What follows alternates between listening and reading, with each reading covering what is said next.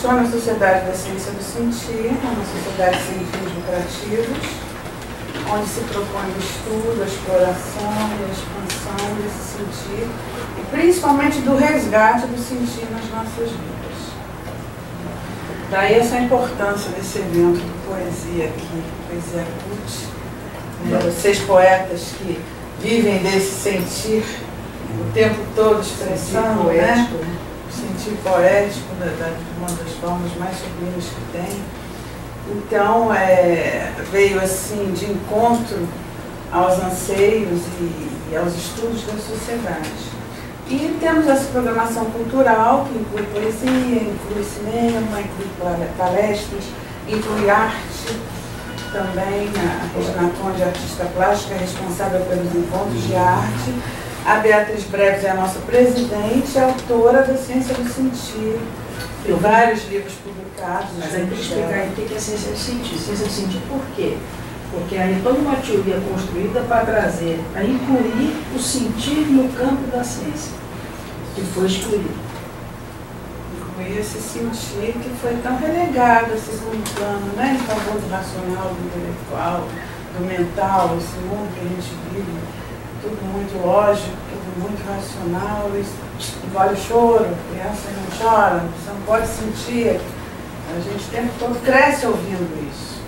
A culturalização vai castrando a gente, enquanto vai nos educando, né, nos engessando, nos enquadrando, e a gente simplesmente fecha esse sentir, criando aí pessoas com relações ruins, né, relações pessoas endurecidas, pessoas frias, essa falta de respeito generalizada, essas atitudes que ignoram completamente o ser do outro, e só o ter é o que importa. Enfim, a proposta da sociedade é resgatar esse sentir, e todas as atividades aqui giram em torno disso, dessa exploração e dessa pesquisa, na verdade.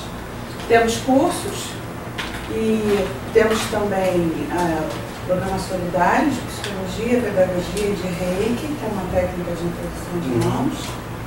Enfim, todas as atividades aqui giram ao redor desse sentido.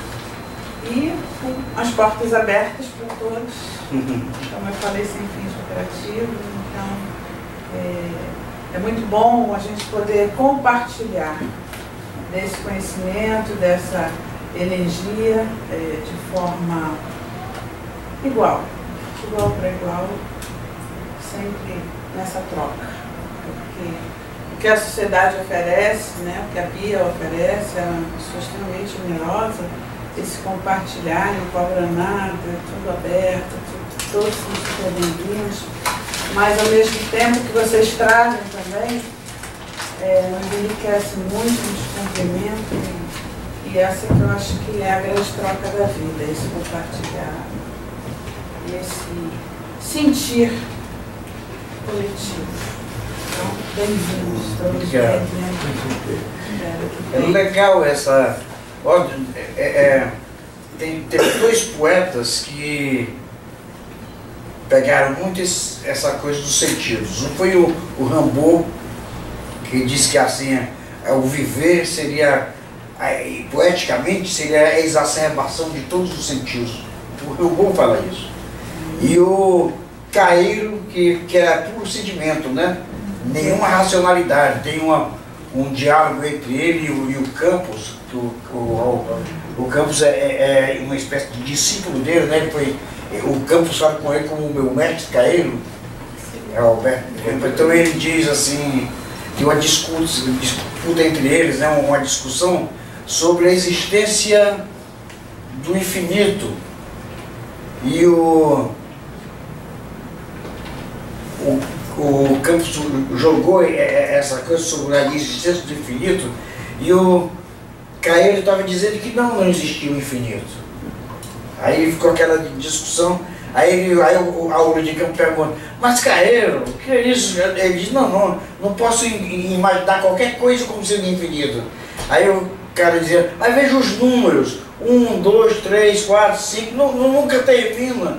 Aí ele fala assim, isso são apenas números. É uma coisa assim, nada. E ele estava certo. Ele está certo. Estava certo, né? Aí tem sempre as coisas à flor da pele. Eu senti muito isso, a coisa assim,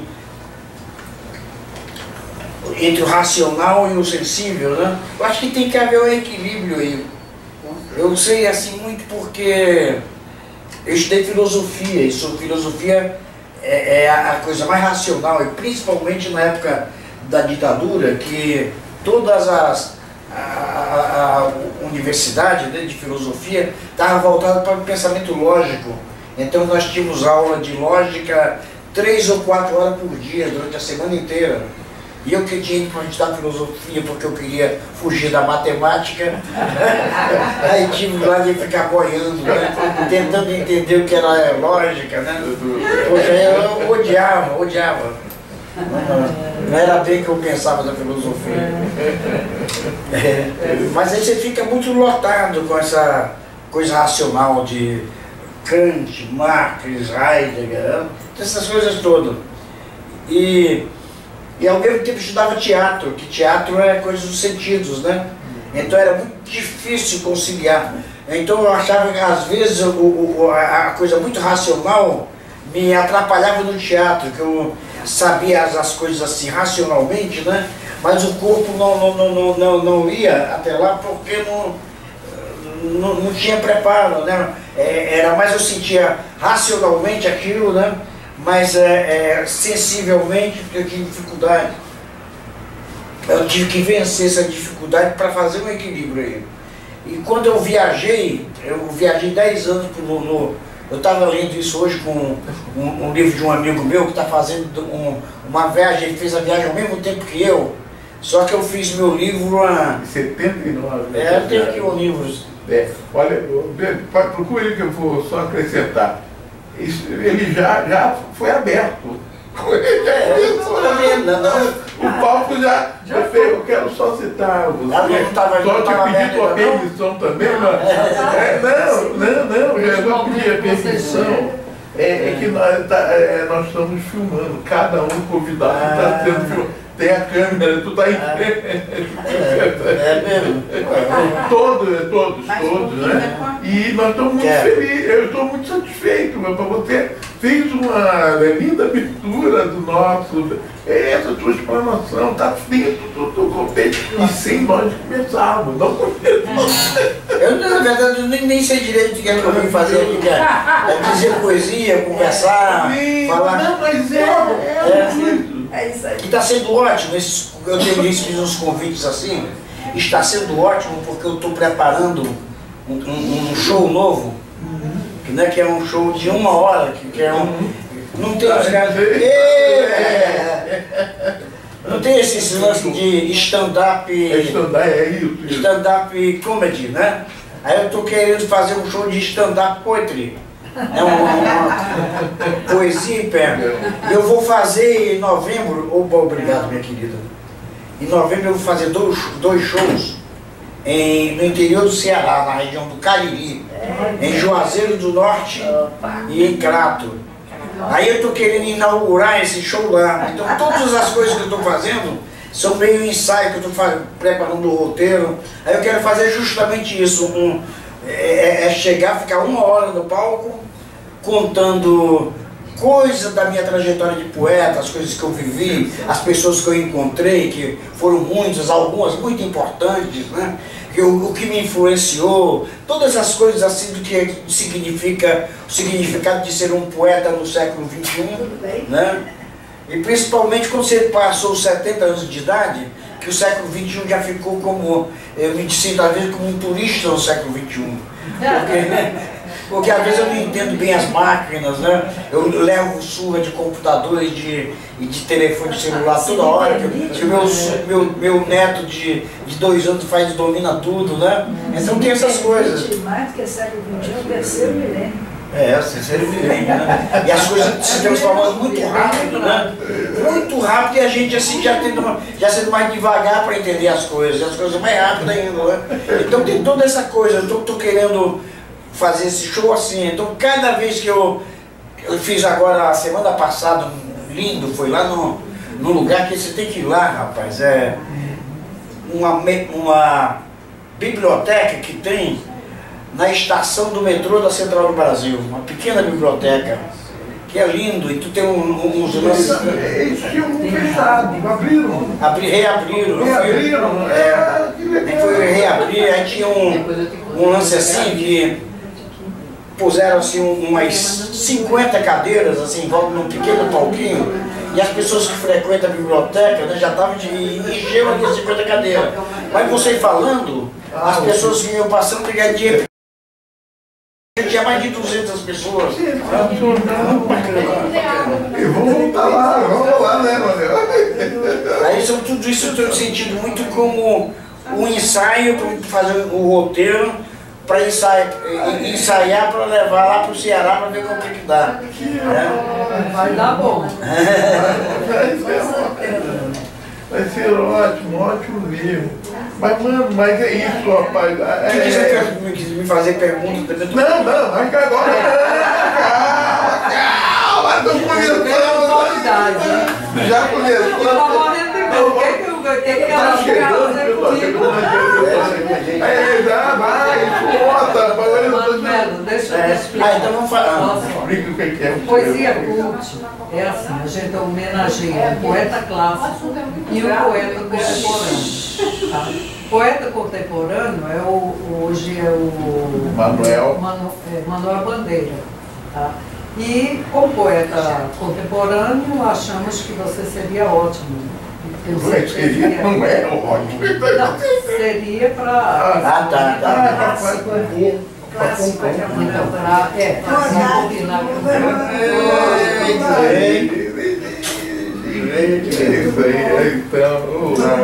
Então, assim, a gente normalmente começa com o poeta clássico, tá? Que eu vou falar um pouquinho dele, mostrar alguns poemas, e depois nós entraremos com tudo em você, tá? Para que você fique muito à vontade e fale de toda a sua experiência poética, lembrando sempre que aqui o que exploramos é o sentir. Tá? Você pode falar. É para falar mesmo, ninguém vai te interromper, nada. Então depois vai ter. Claro que vamos fazer algumas perguntas. Tá?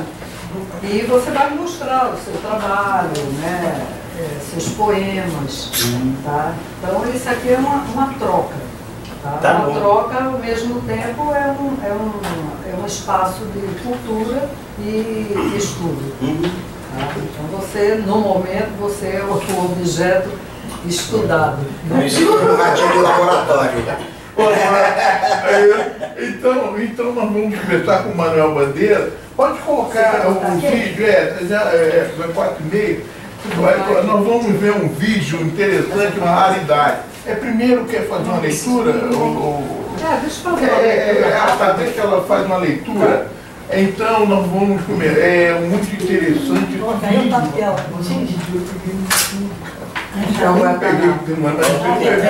lá na casa da beleza? A narrativa dele é minha fraca.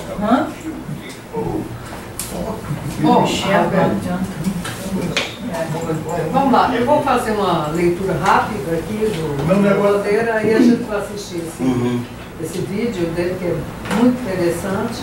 Falaremos alguns poemas que eu trouxe aqui, tá? E depois o espaço é todo dedicado a você. Tá legal. Bom, então, Manuel Bandeira. O nome dele todo era Manuel Carneiro de Souza Bandeira Filho.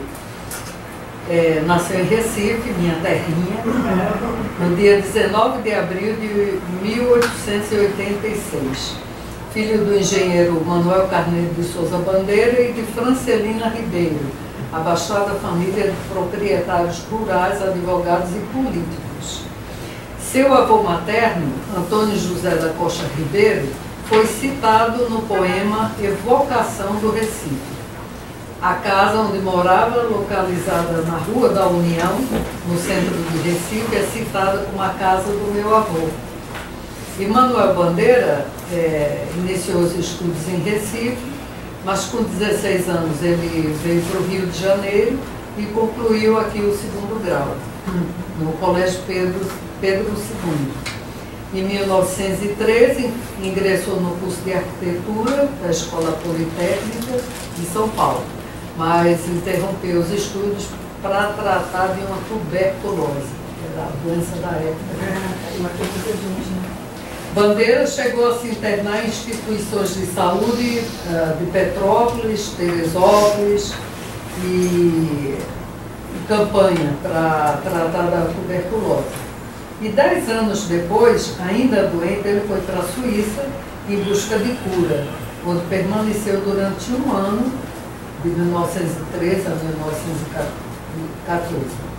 Nesse período conviveu com o poeta francês. Ele tinha quantos anos aí quando ele estava lá na... Cara, tem que fazer o... ele nasceu em 86 para 1913. 14 mais 13, 37, né? 27 anos. Quando ele, quando ele foi para a Suíça, ele já estava condenado já a morrer, já estava último, a família tinha grana, né? Então ele falou, olha, manda para a Suíça, que lá, né, o crime, mas ele não deu certo em Petrópolis, né? Então manda para a Suíça, com grana, que pobre já tinha morrido, aí legal, que a família, ele veio de uma família abastada. Bom, aí ele conheceu o poeta francês, que estava também internado nessa clínica, chamado Paul Éluard. Paul Éluard. Ah, rapaz? Então, conheceu E ele estava sem a menor esperança, como o Dalberto falou, a menor esperança de sobreviver, conforme confessou posteriormente no poema que ele fez chamado famoso Pneumotórax. Daqui a pouco vai ser lido, no livro Libertinagem. E aí publicou alguns poemas. Em 1917 ele publicou seu primeiro livro, foi As Cinzas das Horas, com influência parnasiana e simbolista, onde os poemas são contaminados por melancolia e sofrimento, como no poema Desencanto.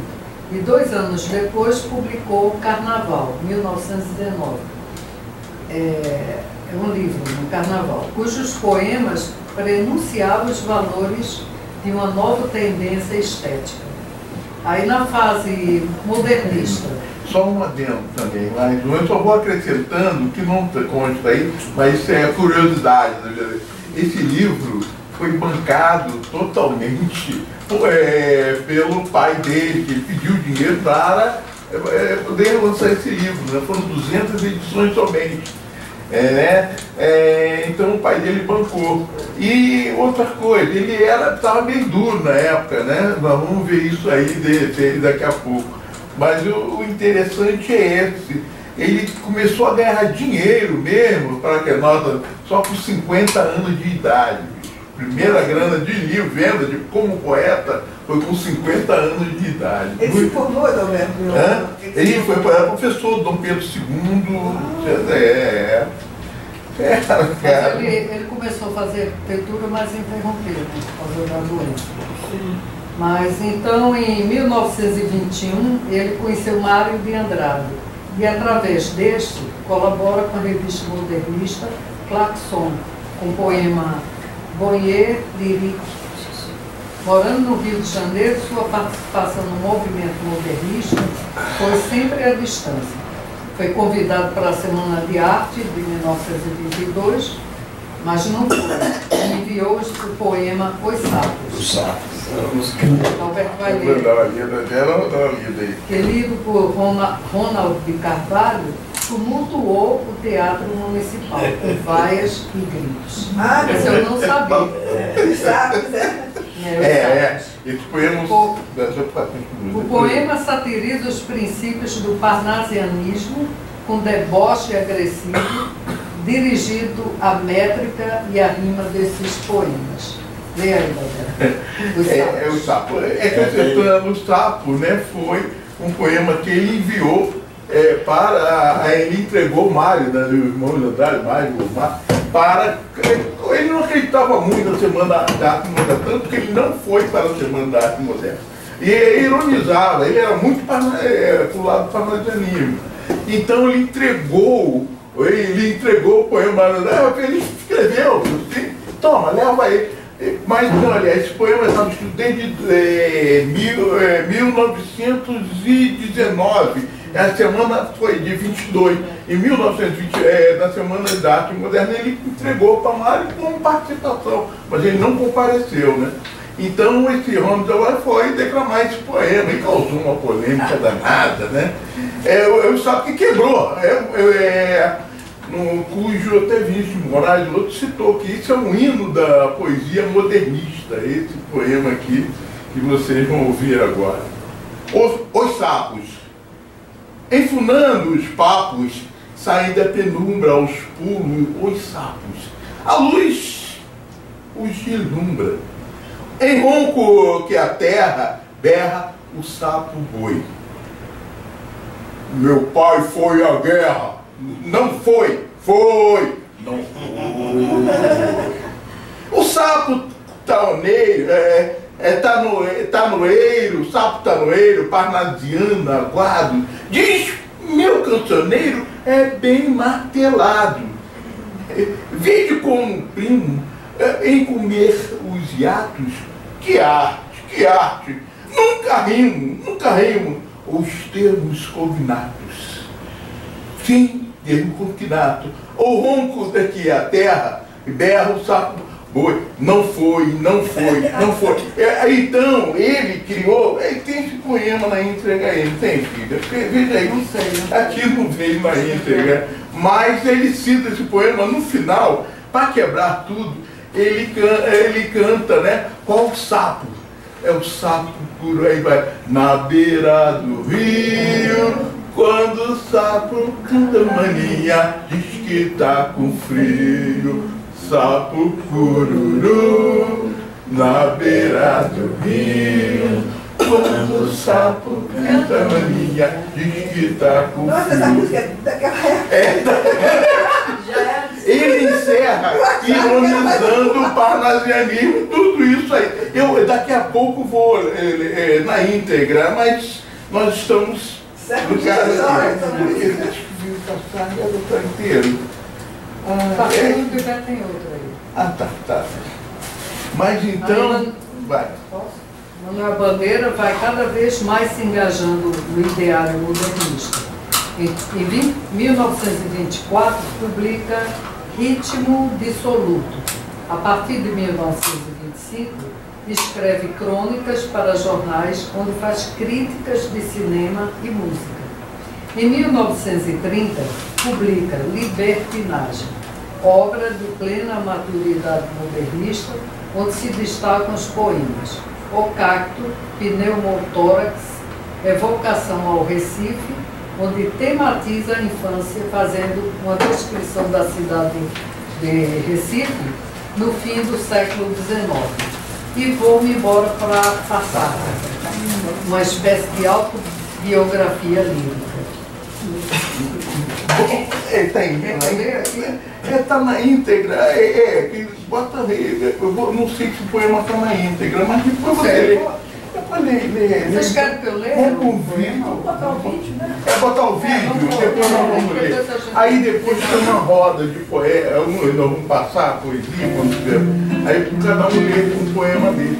Primeiro vamos ver. Não, exatamente. Mais ou menos. Ele é de longe. Ele tinha complexo dessa fisionomia do dente. Uma coisa do Lacerda aí, né? Essa foto em particular.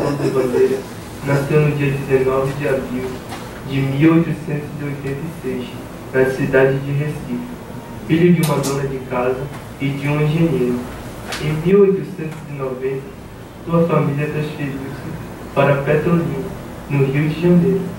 Ali onde chegou aos 4 anos, o poeta diz ter nascido para a vida consciente e ter descoberto o segredo da poesia, já que memórias dessas passagens por Petrolina vinham carregadas de uma emoção que mais tarde ele identificaria como a de natureza artística. Aos 6 anos, a família regressou ao Recife, onde ele permaneceria por mais 4 anos. As figuras populares da terra natal, as cantigas de rodas, as ruas com nomes líricos da União, da Aurora, da Saudade, Formosa, Princesa Isabel, vão invadindo a vida do poeta e construindo o que ele chamava de minha mitologia. Ele se deu conta de que a poesia estava em tudo e que o lirismo é o polen que reveste o mundo. Ao comparar esses 4 anos da influência com o restante da vida, Bandeira se dizia espantado do vazio destes últimos, frente à desigualdade daquela quadra distante. De volta ao Rio de Janeiro, onde ele viveria até morrer, morou aos 6 anos no bairro da Laranjeira. Recursou o ginásio, colégio Pedro II. Sua mãe não deixava brincar nas ruas com outras crianças, mas ele mantinha o contato estreito com gente do povo, servindo, como ele mesmo relata, de intermediário entre a mãe e os fornecedores da casa, o vendeiro, o açougueiro, o quitandeiro, o padeiro. Bandeira diz que essa influência da fala é dos modos populares, contrabalançava a formação rígida que recebia na escola, impressionava o seu imaginário. No colégio Pedro II, teve professores que souberam conduzi-lo na aventura literária, na qual o pai havia iniciado. Apaixonou-se por Camões, Vila Machado de Assis. Consta que na adolescência teve a felicidade de tomar o mesmo bonde que Machado de Assis. E ambos puseram-se a conversar sobre Camões. O velho mestre quis lembrar de uma estrofe do autor, Olhos Luzidas, mas não pôde, e Bandeira declamou. Aos 17 anos, partiu para São Paulo, onde se matriculou na Escola Politécnica, para fazer faculdade de arquitetura. Mas ao final do primeiro ano, contraiu tuberculose e teve de interromper os estudos. Voltou ao Rio e passou várias temporadas em cidades do clima propício, para amenizar os sintomas da doença. Entre 1904, quando Paris foi, e 1917, ano de publicação de seu primeiro livro, Cinza das Horas. Bandeira pouco pôde fazer, tolhido pela tuberculose, mas, em compensação, esse período foi intensamente rico para sua formação literária. Leu muito e dominou a arte poética.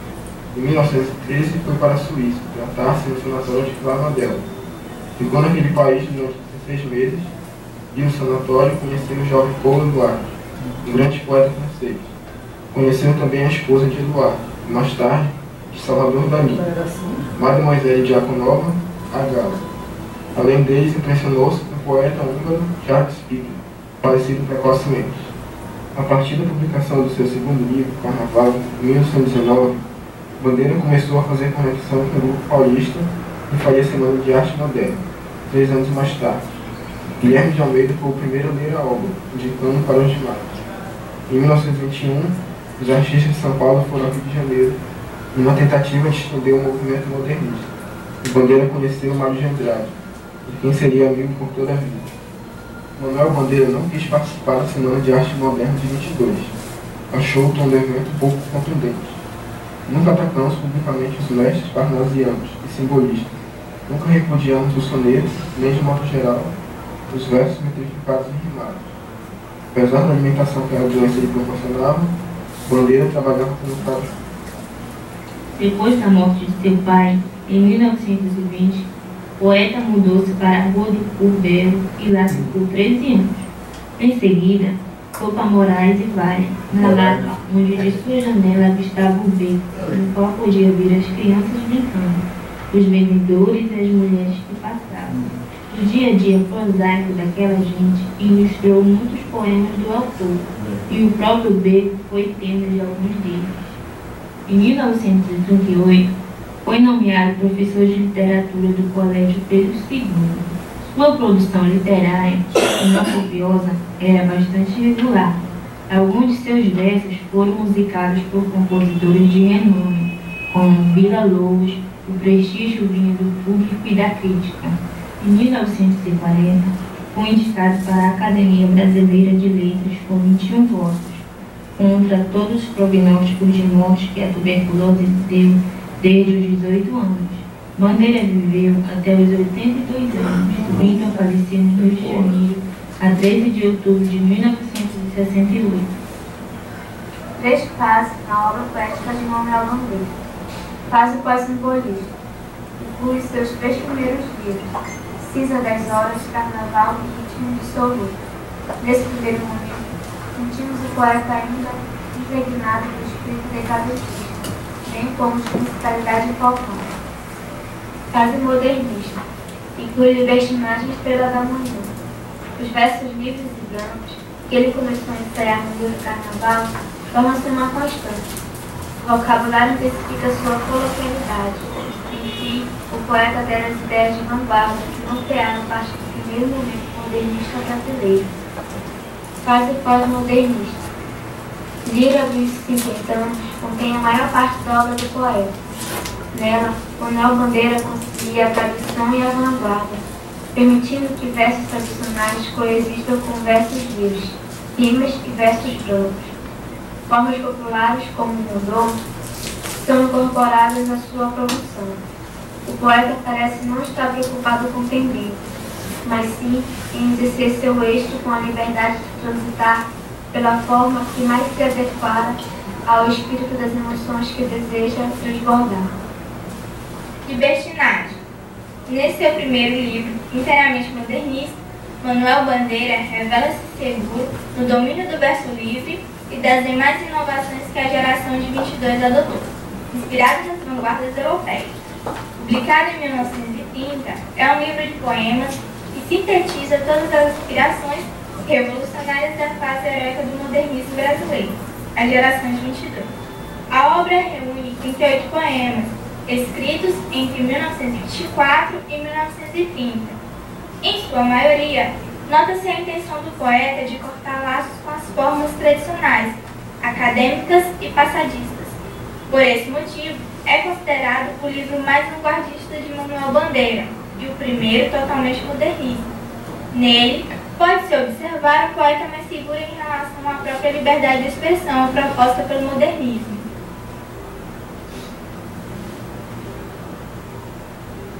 A infância.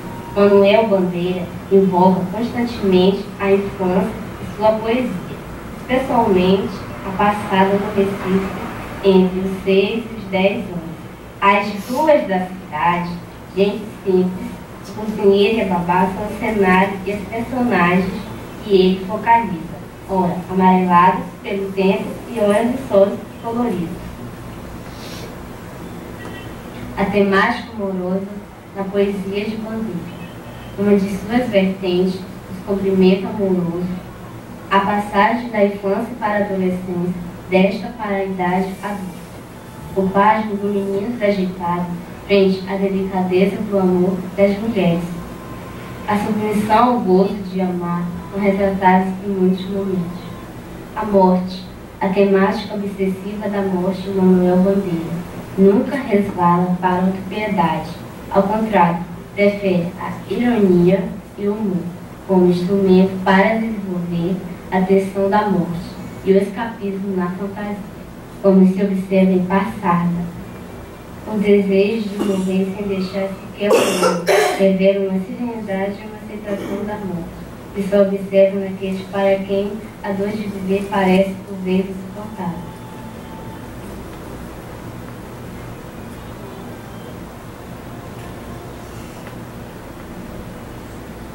Quando ontem adormeci, na noite de São João, havia alegria e rumor, estrondos de bombas, luzes de bengala, vozes cantigas e risos, ao pé das fogueiras acesas. No meio da noite, despertei. Não ouvi mais vozes nem risos, apenas balões, passavam errantes, silenciosamente. Apenas de vez em quando, o ruído de um bonde cortava o silêncio como um túnel, onde estavam os que há pouco dançavam, cantavam e riam, ao pé das fogueiras acesas. Estavam todos dormindo, estavam todos deitados dormindo, profundamente. Quando eu tinha 6 anos, não pude ver o fim da festa de São João, porque adormeci. Hoje não ouço mais as vozes daquele tempo. Minha avó, meu avô, Antônio Rodrigues, Tomás, Rosa, onde estão todos eles? Estão todos dormindo, estão todos deitados dormindo profundamente.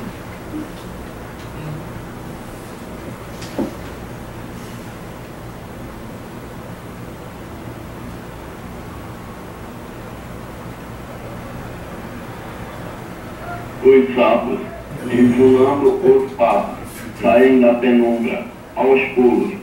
Os sapos, a luz os deslumbra. Enrouco a terra, berra o sapo boi. Meu pai foi à guerra, não foi, não foi. O sapo tanoeiro, parnasiano, aguado, diz meu cancioneiro e bem martelado. Vede como primo, em comer os hiatos. Que arte, e nunca rimo os termos combinados. O meu verso é bom, jumento sem joio, faço rimas com consoantes de apoio. Vai por 50 anos que lhes dei a norma, reduzir sem danos as formas, a forma. Clame a saparia em críticas céticas. Não há mais poesia, mas há artes poéticas. Honra o sapo boi, meu pai foi rei. Foi, não foi, não foi. Brada em um assomo, o sapo tanoeiro. A grande arte é como lavor de joalheiro, ou bem de estatuário. Tudo quanto é belo, tudo quanto é vário, canta no martelo. Outros sapos, pipas, mal em si cabe, falam pelas tripas, sei, não sabe, sabe. Longe dessa grita, lá onde mais densa, a noite infinita, veste a sombra imensa, lá fugido ao mundo sem glória, sem fé, no peral profundo e solitário é, que soluças tu, transido de frio, sapo coruru, da beira do rio.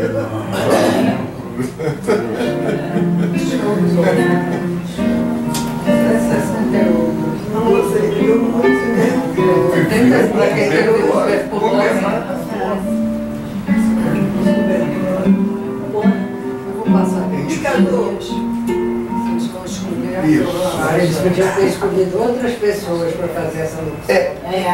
Porque é lamentável. Não sabe falar o nome de poeta, engasgam com tudo, tem uma voz horrorosa. Eu falei, o que peca nesse vídeo. Só a narração. Só a narração. Tem que pegar.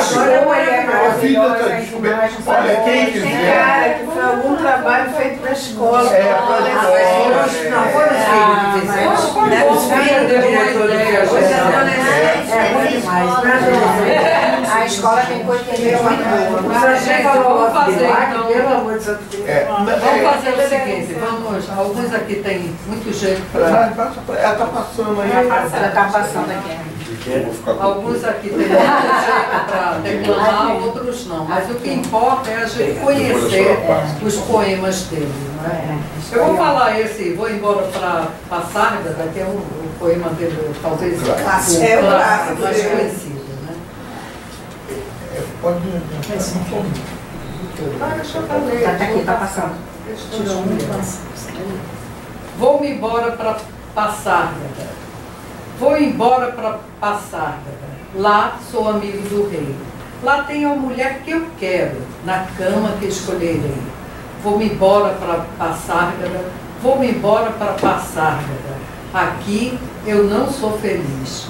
Lá a existência é uma aventura de tal modo inconsequente que Joana louca da Espanha, rainha e falsa demente, vem a ser contraparente da nora que nunca tive. E como farei ginástica, andarei de bicicleta, montarei em burro bravo, subirei no pau de cedo, tomarei banhos de mar. E quando tiver cansado, deito na beira do rio, mando chamar a mãe d'água para me contar as histórias que no tempo do eu menino, Rosa vinha me contar. Vou-me embora para Passárgada. Em Passárgada tem tudo, é outra civilização. Vai sobrar para você. Tem um processo seguro de impedir a concepção. Tem telefone automático, tem alcaloide à vontade. Tem prostitutas bonitas, para a gente namorar. E quando eu estiver mais triste de não ter jeito, quando de noite me der vontade de me matar, lá sou amigo do rei. Terei a mulher que eu quero, na cama que escolherei. Vou-me embora para passar. Show. Vamos lá então. Impossível, Karen. Escuta, eu não quero contar-te o meu desejo. Quero apenas contar-te a minha ternura. Assim, em troca de tanta felicidade que me dás, eu te pudesse repor, eu soubesse repor, no coração despedaçado, as mais puras alegrias de tua infância. Arte de amar. Se queres sentir a felicidade de amar, esquece tua alma. A alma é que estraga o amor. Só em Deus ela pode encontrar satisfação, não noutra alma. Só em Deus ou fora do mundo. As almas são incomunicáveis. Deixa o teu corpo entender-se um outro corpo, porque os corpos se entendem, mas as almas não estão. Desencanto. Eu faço versos como quem chora, de desalento, de desencanto. Fecho meu livro, se por agora não tens motivo nenhum de pranto. Meu verso é sangue, volúpia ardente, tristeza esparsa, remorso vão. Dói-me nas veias, amargo e quente, cai, gota a gota, do coração. E nesses versos de angústia rouca, assim dos lábios a vida corre, deixando um acre sabor na boca. Eu faço versos como quem morre. Porquinho da Índia. Quando eu tinha 6 anos, ganhei um porquinho da Índia. Que dor de coração me dava, porque o bichinho só queria estar debaixo do fogão. Levava ele para a sala, para os lugares mais bonitos, mais limpinhos. Ele não gostava, queria estar debaixo do fogão. Não fazia caso nenhum das minhas ternurinhas. O meu porquinho da Índia foi minha primeira namorada. Olha, um anel de vidro. Aquele pequenino anel que tu me deste, ai de mim, era vidro e logo se quebrou. Assim também o eterno amor que prometeste. Eterno era bem pouco e cedo se acabou.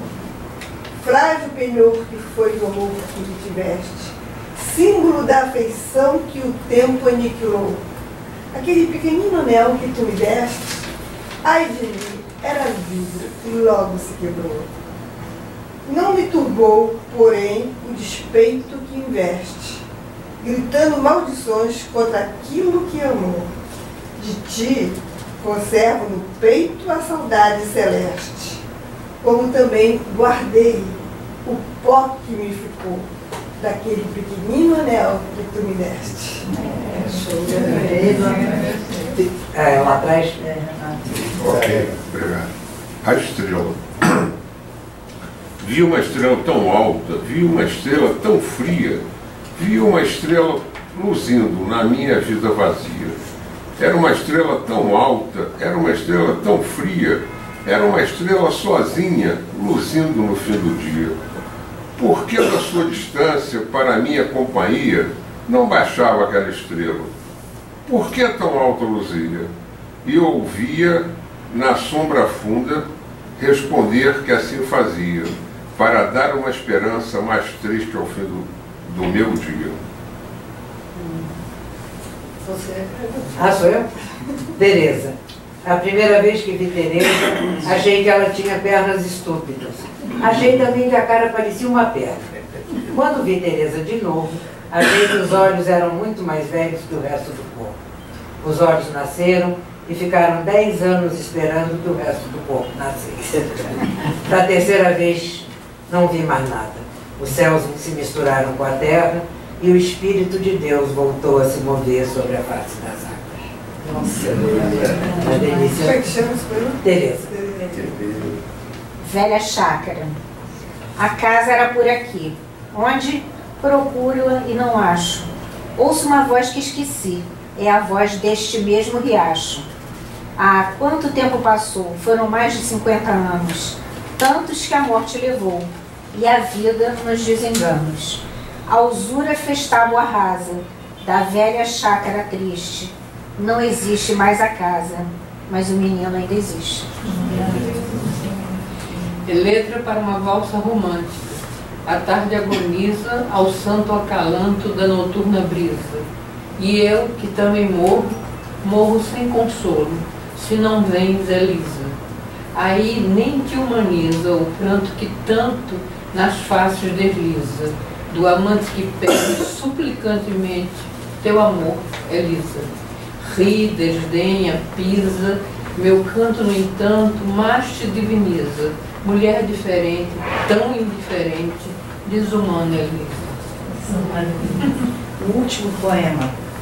Assim eu queria o meu último poema, que fosse terno, dizendo as coisas mais simples e menos intencionais, que fosse ardente como um soluço sem lágrimas, que tivesse a beleza das flores quase sem perfume, a pureza da chama em que se consomem os diamantes mais límpidos, a paixão dos suicidas que se matam sem explicação.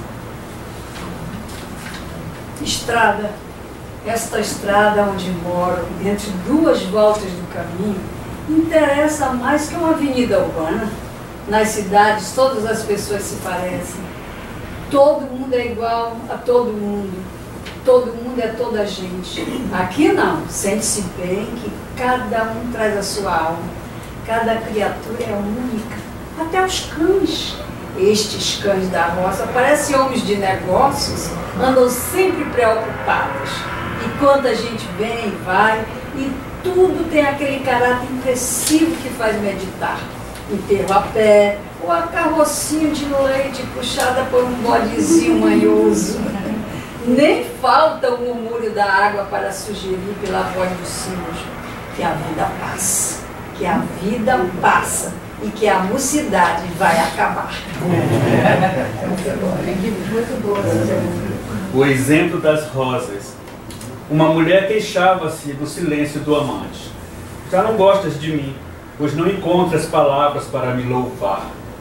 Então ele, apontando-lhe a rosa que lhe morria no seio, não será insensato pedir a esta rosa que fale? Não vês que ela se dá toda no seu perfume? Consoada.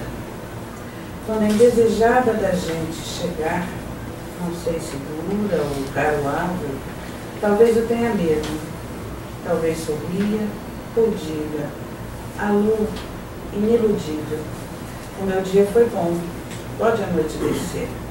A noite com seus sortilégios encontrará lavrado campo, a casa limpa, a mesa posta, com cada coisa em seu lugar. Poética. Estou farto do lirismo comedido, do lirismo bem comportado, do lirismo funcionário público com livros de ponto expediente, protocolo e manifestações de apreço ao senhor diretor. Estou farto do lirismo que para e vai averiguar o dicionário, o cunho vernáculo de um vocábulo abaixo os puristas. Todas as palavras, sobretudo os barbarismos universais, todas as construções, sobretudo as sintaxes de exceção, todos os ritmos, sobretudo os inumeráveis. Estou farto do lirismo namorador, político, raquítico, sifilítico, de todo lirismo que capitula ao que quer que seja fora de si mesmo. De resto não é lirismo, será contabilidade, tabela de cossenos, secretário do amante exemplar com 100 modelos de cartas e as diferentes maneiras de agradar as mulheres, etc. Quero antes o lirismo dos loucos, o lirismo dos bêbados, o lirismo difícil e pungente dos bêbados, o lirismo dos clowns de Shakespeare. Não quero mais saber do lirismo que não é libertação.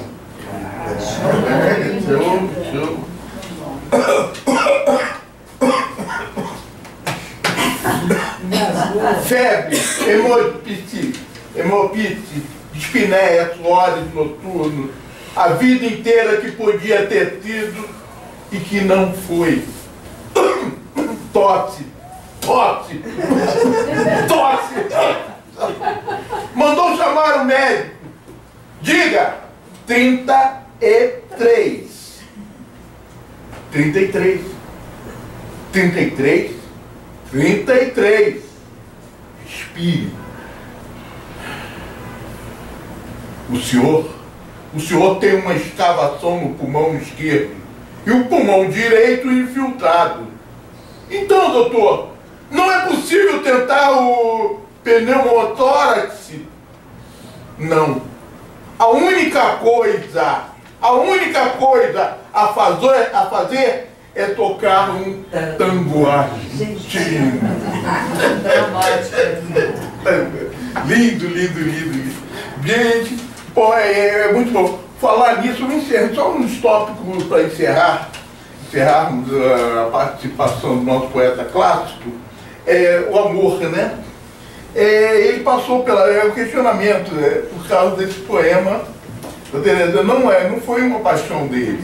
Foi dedicado a uma professora amicíssima dele, né, que ele dedicou esse poema.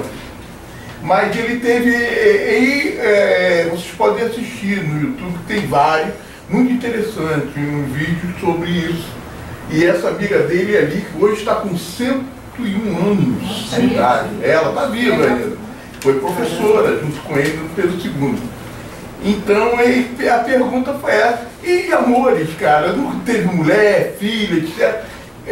Então essa foi a única, até na pesquisa que eu fiz, de outros também, só encontrei duas referências sobre uma paixão que ele teve de uma francesa.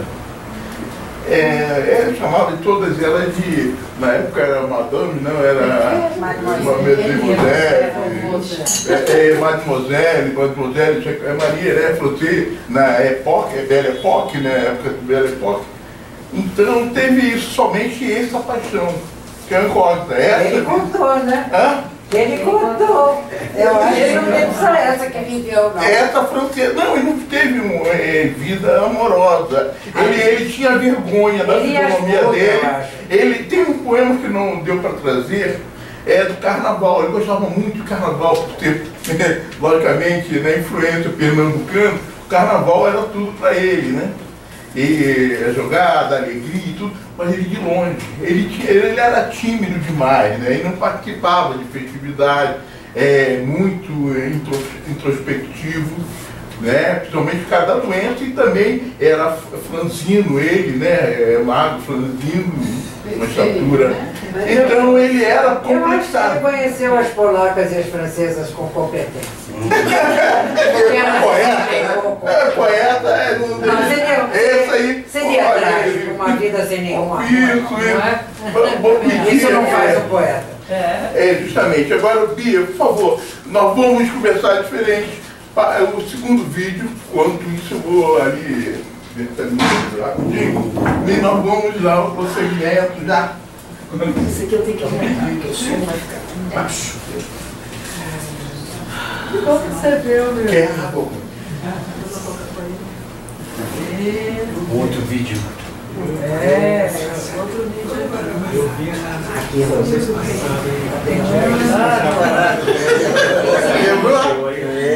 Isso aí, eu estava lá,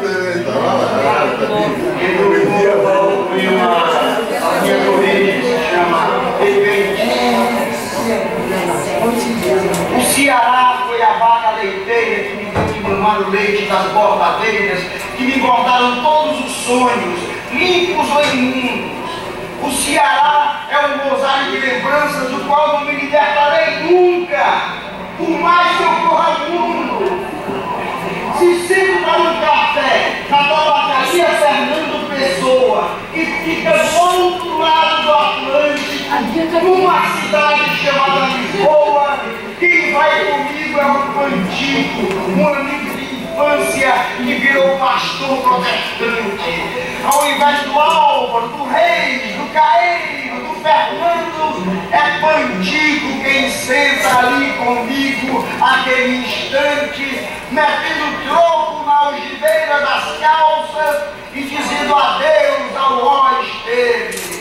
O Ceará é uma cachorra-loba que nem é de Roma, um mandagaru numa redoma, um um beiju de lama, um beiju de goma, um sargento de pijama. A primeira musa que se moldou no poema foi Francisca Neves, que tocava sanfona na hora de arte, a Sociedade Cearense de Fotografia e Cinema. E os arrimos da rima fui buscar no pé da serra, lá no sertão, pisando na terra, de pé no chão.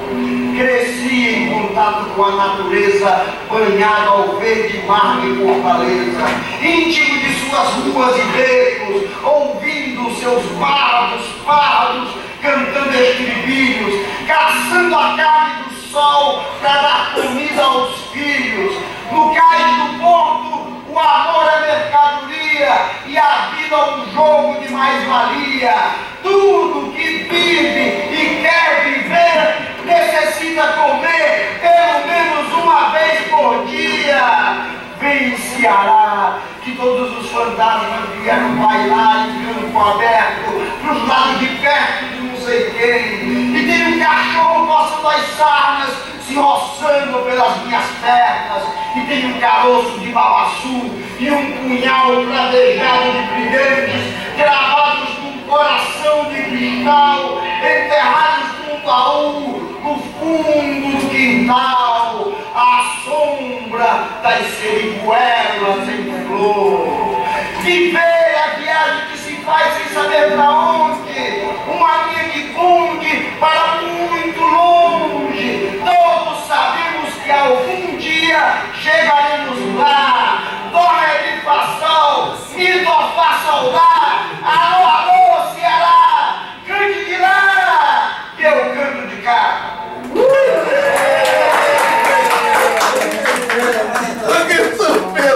Gente, essa é uma...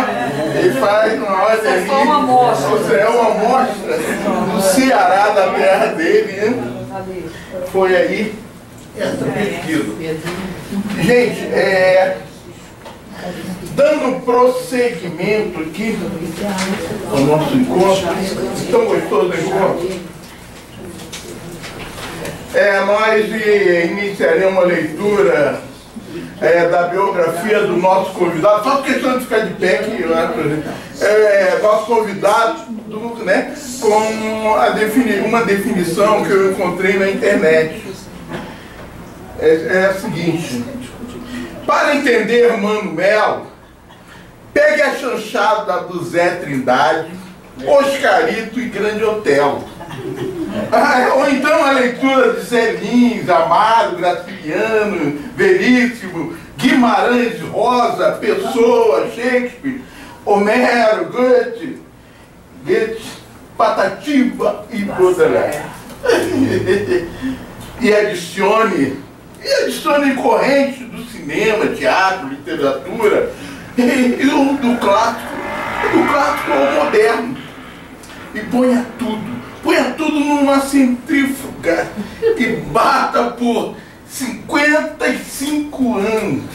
Vai lá. Portanto, gente, nosso convidado, obrigado pela tua presença. Mas que dica de quem é esses textos aí, cara? Coisa linda. Manuel é poeta, ator, roteirista e com diversos espetáculos realizados, né, pelo Brasil afora, e como também vários livros publicados. É ator formado pelo Conservatório Nacional de Teatro, estudou, como ele falou, estudou filosofia, né? No caso, estudou filosofia no Instituto, né, de Ciências Sociais da UFRJ. Fixo. Nascido aí, ele falou de idade, é um jovem poeta, nascido em 1945, chegou ao Rio de Janeiro. É interessante que o Manuel Bandeira chegou na mesma idade do Rio de Janeiro, 16 anos de idade. Manuel Bandeira também chegou ao Rio de Janeiro com 16 anos. Duas feras, né? Dois ícones nossos. Já publicou, como disse, 8 livros de poesia, e destaca-se esse romance, Viagem em Amores de Escaramujo, eu tive chance de roubar, sabia? É mesmo? Eu vou ter que levar um hoje. Me roubaram na época, eu deixei lá, eu estava com ele num lançamento teu aí, me levaram. Então, como ator, foram mais de 15 filmes, entre longas, curtas e documentários. Além de peças teatrais, inúmeras aparições de novelas e comerciais. Viajou por 10 anos, e aí desapareceu mesmo, né? 10 anos pela América Latina, Europa, Ásia, África, e depois retornou ao Brasil, né, para interpretar, agradar, né, com seus poemas, e interpretar no teatro, TV, rádios, né, bares, centros culturais, etc. Mano Melo fez parte do projeto de poesia Ver o Verso, junto com Pedro Bial, Alexandra Maia e Cláudio Rodrigues. Esse grupo, o grupo se apresentou durante 3 anos, ficaram juntos 3 anos, de 1999 a agosto de 2002. E percorreram o Brasil todo, né, apresentando também em teatro, diversos teatros e congressos de literatura e por aí afora. Mano Melo aí abriu, né, com que graça, né, abriu o festejo do centenário de Carlos Drummond de Andrade em Itabira, Minas Gerais. E daí encerrando com um histórico recital dia 31 de outubro de 2002, aniversário de 100 anos do poeta, no Teatro Municipal do Rio de Janeiro, e com a Orquestra Sinfônica do Teatro, né, do Teatro Municipal ali, e como também já realizou apresentações de Teatro 7 Copacabana, Rio de Janeiro, que durante o Simpósio Internacional de Contadores de História, Festival Cante, lembra disso? Cante e Conte. Benedita Pireto que fazia. Isso. Nessa vasta coisa eu fiz um resumo, meu querido, para dar tempo. Então, só tem que estudar no Twitter, não dá. Muita história.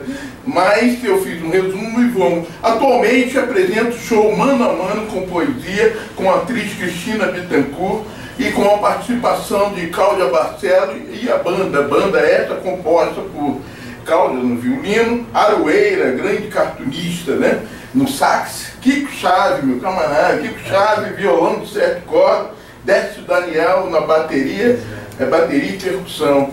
E esse show virou programa de rádio, que é transmitido. Não voltou não. Ah, rapaz, pela Roquete Pinto FM, né? Ele tinha programa em grande toda pela Roquete Pinto. Vamos fazer esse programa, né? Olha só, rapaz.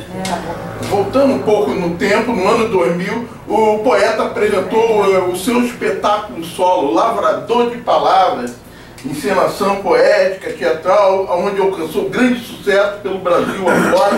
E essa peça é concebida, interpretada pelo nosso querido convidado, poeta. E dessa peça, o interessante, saiu um famoso poema dele, né, cara? Grande famoso desse livro. Qual foi deles?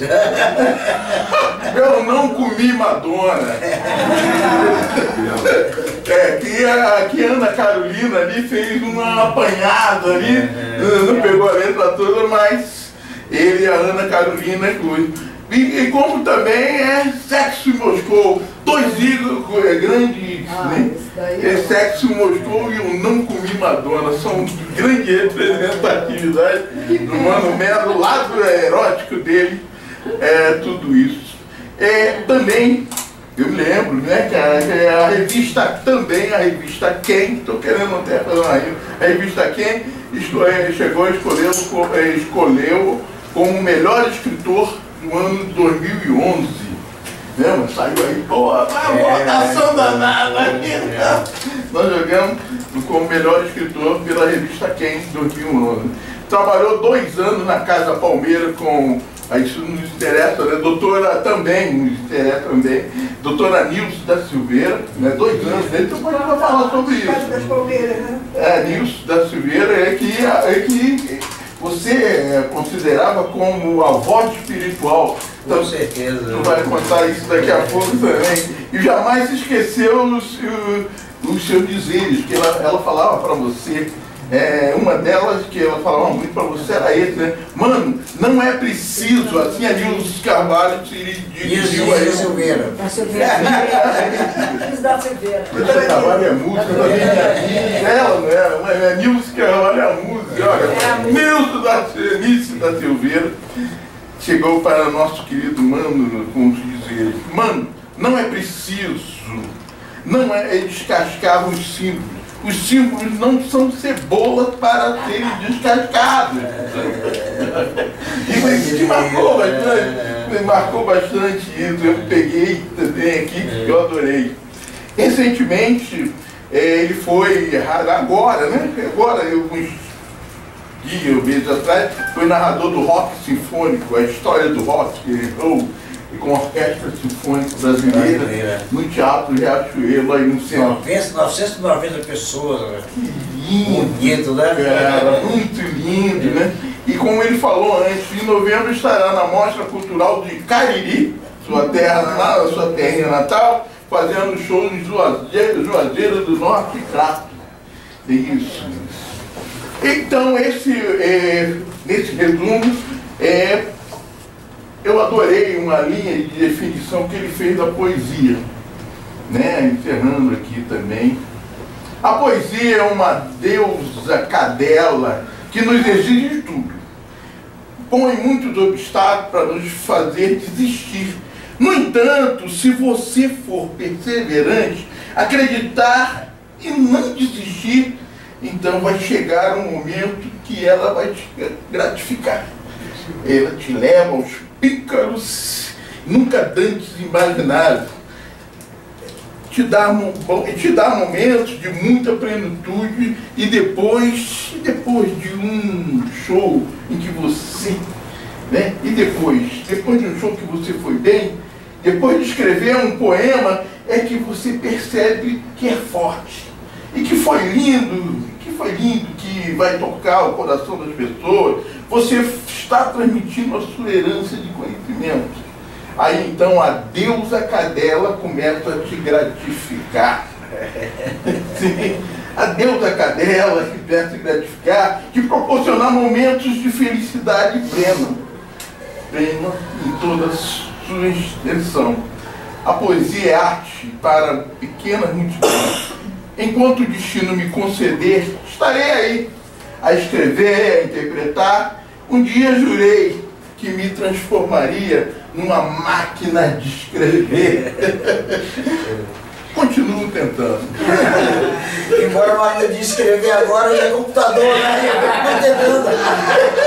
Tem memória. Mano Melo, fala algumas obras do nosso querido convidado.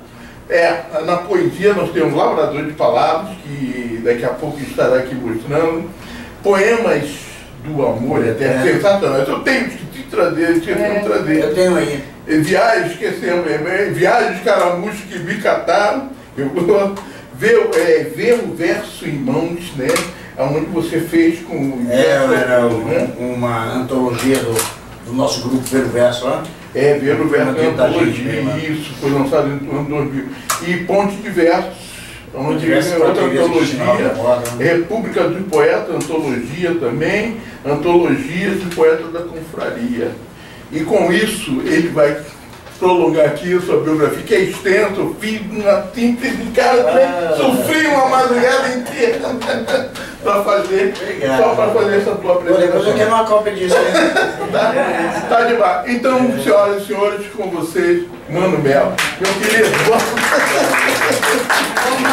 talvez fosse legal você começar falando um poema seu, desses bem escrachados, da experiência que você teve lá com os russos, Gorbachev. É engraçado esse poema que chama Sexo em Moscou. Quem batizou ele foi o Cazuza. Eu tinha acabado de fazer esse poema, eu morava no Leblon nessa época, e estava vendo um lançamento de uma revista cultural do Espírito Santo num bar aqui em Ipanema. Aí eu vim, né, pra ver. Aí foi nesse dia também que eu conheci a Elisa Lucinda, que ela estava acabando de chegar no Espírito Santo, era amigo desse pessoal da revista, estava lá, né? Aí ela, nessa época ela fazia um poema que era um blue, que ela cantava, que era o blue do pau, que era completamente pornográfico. Aí depois aí me convidaram para dizer um poema. Aí eu digo, ó, acabei de escrever esse poema aqui, e eu não sei ainda qual é o título. Não sei se eu vou chamar ele Amor em Moscou ou Sexo em Moscou. E o Cazuza estava na plateia e falou assim, Sexo em Moscou, ele aí ficou sendo Sexo em Moscou. Só que eu não sabia que esse poema ia causar um impacto que ele causou. E de repente, com a continuidade, ele ficou um poema muito conhecido no Brasil inteiro. Aí eu, assim, como eu viajo muito, né? E às vezes tem viagem assim que você faz, como por exemplo, um congresso de cultura em algum lugar que tem poetas de várias partes do Brasil, né? Então esse pessoal, algum poeta sempre chegava e levava para a terra dele. Então o poema acabou viajando mais do que eu, às vezes eu cheguei, né? Eu tenho gente que fala no interior do Rio Grande do Sul, no Paraná, em São Paulo, no Acre, em Belém do Pará, entendeu? Montes Claros, Minas Gerais, todo mundo, em todo lugar tem onde tem roda de poesia, alguém sabe esse poema de cor e diz, às vezes diz tudo errado, mas é porque uma vez assim no 720.000 tinha um poeta que dizia muito, né? Aí um dia eu cheguei lá para dizer fazer um recital. Aí falei o Sexo em Moscou. Aí quando terminou, se veio uma menina falar comigo e disse assim, ah, esse seu poema é muito bom, é muito engraçado, esse poema é muito engraçado, mas você tem que, quando você for falar, você tem que dizer de quem que é. Mas é meu, não é seu não, esse poema é do fulano do tal. Eu digo, não é meu, não é do fulano do tal. Gente, eu não sei quem é meu. A gente tinha umas aventuras assim, né? Umas aventuras desse poema. E é engraçado também que quando eu publiquei, ele saiu no livro Lavrador de Palavras, que era desse show, Lavrador de Palavras. E de lá pra cá, de tanto dizer ele, vai modificando de vez em quando, assim, eu encontro uma rima melhor, aí põe. E uma outra coisa que eu tenho cuidado assim, com esse poema, que às vezes eu evito de dizer ele, porque os ícones do comunismo estão lá, né? E assim, por exemplo, a rapaziada mais jovem, será que eles sabem quem foi Marx, quem foi Lenin, quem foi Stalin? Não sei se eles sabem ou não. E um outro lance foi que eu fiquei 10 dias em Cuba, para o Congresso de Cultura e Desarrollo. Eu fui convidado assim, com um grupo grande de poetas, tinha eu e Cláudio Rodrigues, mas tinha muita gente da televisão, porque lá passa a televisão, né? A TV Globo passa lá, no Novo Hollywood lá, em vez de George Raft, em vez de Clark Gable, aí você vê Tarcísio Meira, Os caras de aula passou já 4, 10 vezes, não é 10 vezes os caras de aula até hoje. Aí eu dizia, pô, se eu fizer esse poema aqui, eu vou estar brincando com os santos, os ícones dele. Eu ficava assim, mas aí um dia eu cheguei e falei esse poema em português, né?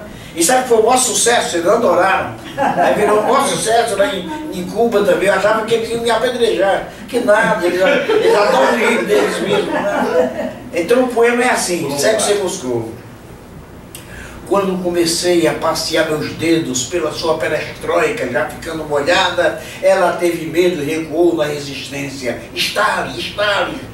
Mas depois deu uma olhada, viu meu Sputnik pronto a entrar em órbita e exclamou feliz da vida, que vara, que vara! Que Nikita mais Khrushchev! Eu era o 60 e ela era a lunática rainha Lunik 9. Me sentia como se estivesse dando um checkmate no próprio Karpov. E por não ser nem Fidel e nem Castro, lambi sua rosa de Luxemburgo. E a linda bolchevique gemia tesudinha, ai, língua de seda maravilhosa, Milenine toda, meu bem, Milenine toda, todinha. Arranhava minhas costas com suas unhas de 1000 caranguejos e sussurrava entre beijos, Marx, E o colchão de mola rangia. Mal Zé Tum, mal Zé Tum.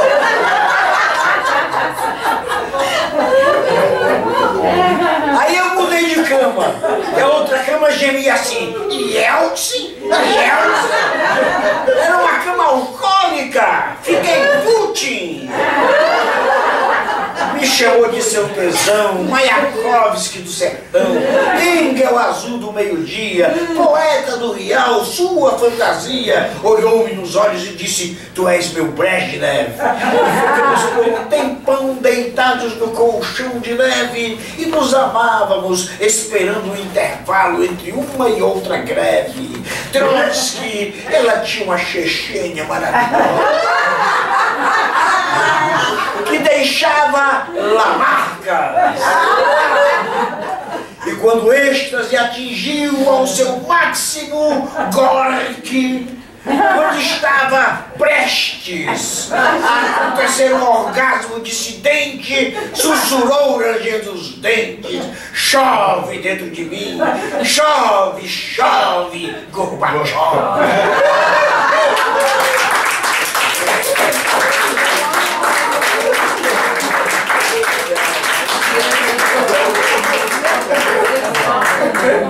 Muito bom. Isso aí. Gente, é o sentido poesia. Esse é o nosso. Esse poema que saiu aí, o Repentes, né? Uma vez eu fui para São Paulo, aí eu fui ver o Museu da Língua Portuguesa, esse que incendiou. Aí eu fiquei olhando, quando chegou no último painel que tinha lá, tinha um vídeo assim, um vídeo com um mouse, né, um teclado assim, com um mapa. Aí você teclava ali perto de qualquer região do Brasil e aparecia na tela alguém fazendo, eram sotaques do Brasil, né? Oba, muito obrigado, minha querida. Sotaques do Brasil. Eu fui Rio de Janeiro, Paraná, Rio Grande do Sul, só fui descendo. É quando eu cheguei no Ceará, que eu cheguei assim, Ceará, que eu passei, aí aparece a minha imagem na tela. Eu digo, eu tomei um susto, rapaz. Eu não sabia. Aí eu fiquei também orgulhosíssimo, né? Aí fiquei o tempo inteiro toquinho. Aí quando chegava uma pessoa perto, eu teclado do foi muito divertido, eu até chorei quando eu pedi. Tomara que. Será que não vai voltar de novo depois do incêndio, né?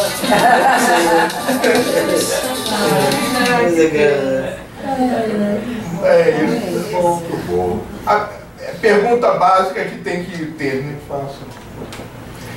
O que é sentir a força? Como é que seus poemas, como é que eles nascem, assim, porque eu pelo menos, não sei a maioria, mas eu pelo menos conheço muito, né, seus poemas, eu vejo o Manuel em vários saraus, né, e sempre fico assim, emocionada, né, os poemas dele são estrondosos, todos. Não é? Então eu queria saber como é que isso acontece. É a sua personalidade mesmo? Esse poema, por exemplo, que eu falei agora, Sete Sem Moscou, sabe como é que ele surgiu? Uma vez eu acordei no meio da noite e comecei a me lembrar assim, do meu passado de ativista político, né, da época da ditadura, coisa. Aí comecei a me lembrar dos ícones do comunismo, eu comecei a fazer uma piada em cima. Primeiro veio assim, Lenine assim, Lenine toda, meu bem, eu comecei a rir sozinho. Aí eu fui me lembrando desses ícones e fui anotando, assim, peguei um papel, fui anotando e fiquei rindo sozinho. Então pronto, aí no dia seguinte eu cheguei e acabei, né, fiz o coisa. O Sete Sem Moscou surgiu assim. Esse outro, Repentes, é um poema que vem da época da minha infância do Ceará. Eu fiquei no Ceará até os 16 anos. Eu nasci lá no sertão, mas quando eu vim para Fortaleza, com 1 ano de idade, então eu nunca morei lá nesse sertão. Mas quando chegava a época de férias, eu ia para passar férias lá no meu avô, Então eu tinha essa vivência de lugar assim com muita vaca, cabra, cavalo. Até hoje eu sou vidrado em andar a cavalo, nessas coisas. E na varanda da casa era uma pequenininha fazenda, né? Pequenos sítiozinhos em volta de pequenas plantações, bodecas. Mas aí tinha uma estrada de barro que ia de Jaguaruana até Serra Dantas, no Rio Grande do Norte. E passava muita gente ali naquela... Passava tropa de jumenteiros, vaqueiros levando gado, e ciganos, muitos ciganos. Você pedia um guarida e ficava à noite ali, e eu ficava ouvindo eles. E passavam também muitos repentistas, que são poetas nômades, né? São aedos, né? Eu tenho uma profunda admiração por essas pessoas. E quando chegava um poeta repentista com uma viola, uma coisa assim, tinha desafios, então todo mundo que morava nos sítiozinhos em volta iam para lá e era uma festa. Então isso me marcava muito. Quando eu estava lá, eu ficava ouvindo muito, então de repente já veio dessas memórias. Então é muito assim, né? Às vezes uma coisa que você ouviu alguém dizer na rua, né? Ontem tem um verso que eu fui pichado pra caramba com esse verso, que não é meu.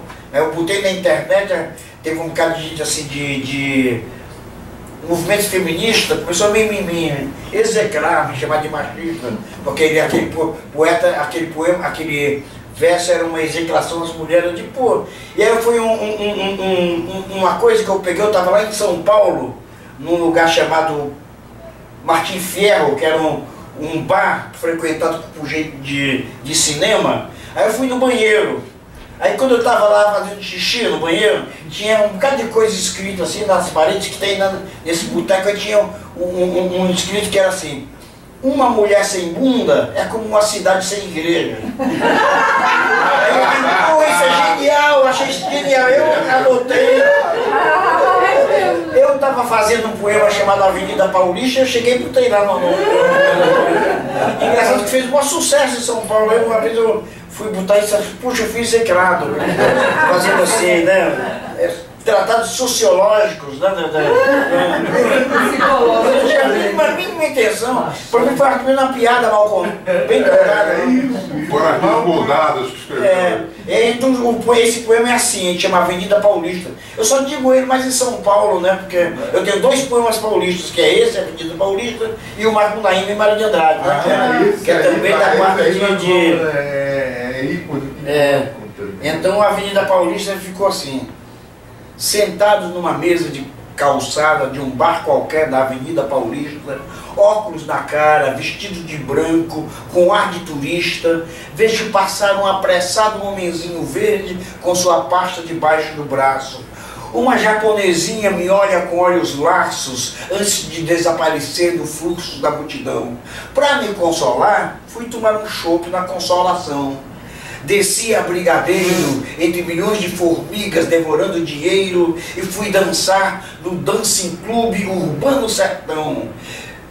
Ouço fiapos de papos regados à esfirra entre o ronco dos motores e rebanhos de carneiros balindo públicos telefonemas ou pastando grama de papel crepom. Estrelas de neon anunciam: tudo vale a pena se a alma é cinema. Outrora por aqui passaram as 2 horas da tarde. Outrora por aqui passaram as mesmas horas da tarde Oswald e Mário. Me sinto num cio pagão e pagu. Vejo tudo nu, acho profundamente eróticos todos os escritórios. Escrevo numa parede de mictório: uma mulher sem bunda é como uma cidade sem igrejas. Bebo outro gole de absinto para tomar coragem de trepar com o cimento, só para gozar este momento e fecundar o que sinto. O operariado passa sonolento e suado na claridez recém-chegada da antemanhã se acendendo em luz.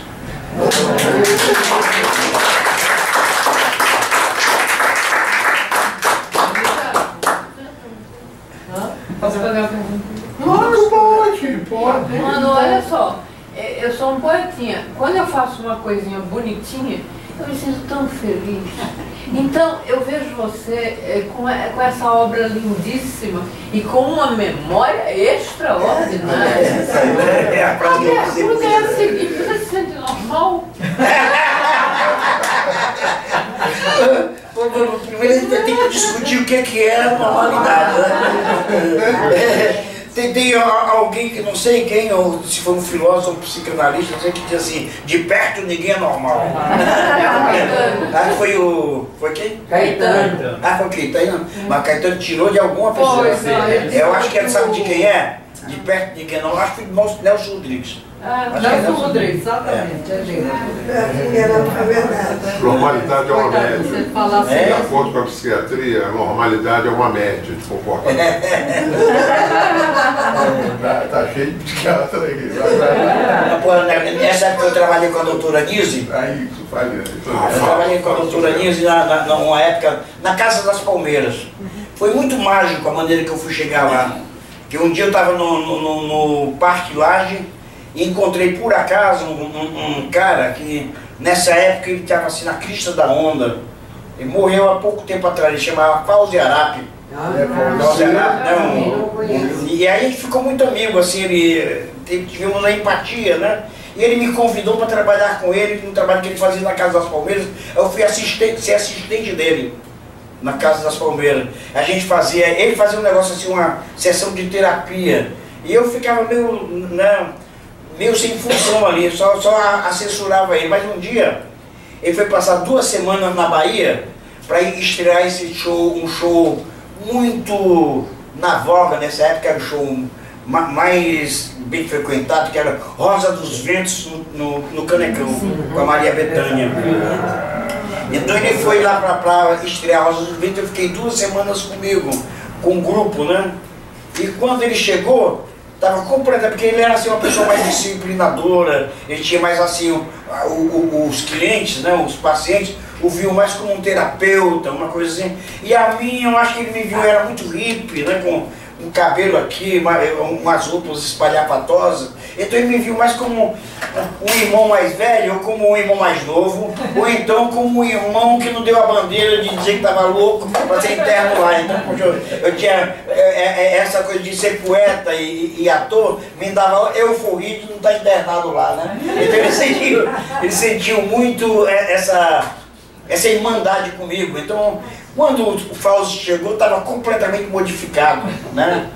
Aí o Fauzi disse, bom, o que eu faço agora? Eu fiquei na semana, às terças-feiras eu ia junto com ele e ficava como assistente dele na parte de teatro, e às quintas-feiras eu fazia sozinho, né? Aí eu comecei a fazer teatralização das histórias das pessoas. Aí chegava um e contava uma história, aí ele chamava pessoas do grupo, né, e faziam lá a encenação de coisas que aconteceram com ele, coisa, então assim, né. Aí tinha um cara chamado Neemias, que era um cara que nunca entrava na roda, nem com o Fauzi, nem comigo. Ele estava sempre olhando do lado de fora, olhando de cima para baixo, uma atitude assim meio arrogante, né, e crítica, né. Você olhava nos olhos da atitude dele, a crítica que ele fazia. Então com essa, de repente ele chegou assim, esse negócio de teatrinho, né? Tá bom, eu queria fazer um teatro. Quero ensinar um sonho que eu fiz ontem à noite. Um sonho que eu fiz ontem à noite. Por favor, sair daqui. Aí depois não, perfeitamente. Perfeitamente. Aí, qual é o sonho? Ele falou assim, ontem eu sonhei com o diabo. Eu quero ensinar meu sonho com o diabo. Eu digo, bom, vamos fazer. Mas você que tem que fazer o diabo. Eu digo, tá bom, vamos fazer, faço sim, né? Aí ele começou, príncipe das trevas, onde é que está? Aí começou a invocar o diabo, né? Aí de repente aparece assim atrás de uma coluna, mas eu faço um diabo tão cordial, entendeu? Ele esperava um diabo assim com um tridente, né, na bunda dele, né? Que devia aparecer nos sonhos assim, né? E eu cheguei com um diabo mais suave possível, né? Está me chamando? O que você quer de mim? Aí ele parou assim, aí começou a fazer perguntas. Aí eu fui respondendo, sempre nesse mesmo tom, né? Mas a coisa foi crescendo, de repente começou a ficar pesado. Ele perguntando sobre a morte, perguntando sobre o inferno, coisa assim. Aí teve um momento que eu não sabia mais o que responder. Aí eu falei assim, não, um momento. Estão me chamando lá do meu lugar. Eu tenho que voltar para o meu lugar. Não, mas peraí, eu quero te perguntar mais. Pergunte a você mesmo. Pergunte a você mesmo. Aí desaparecia.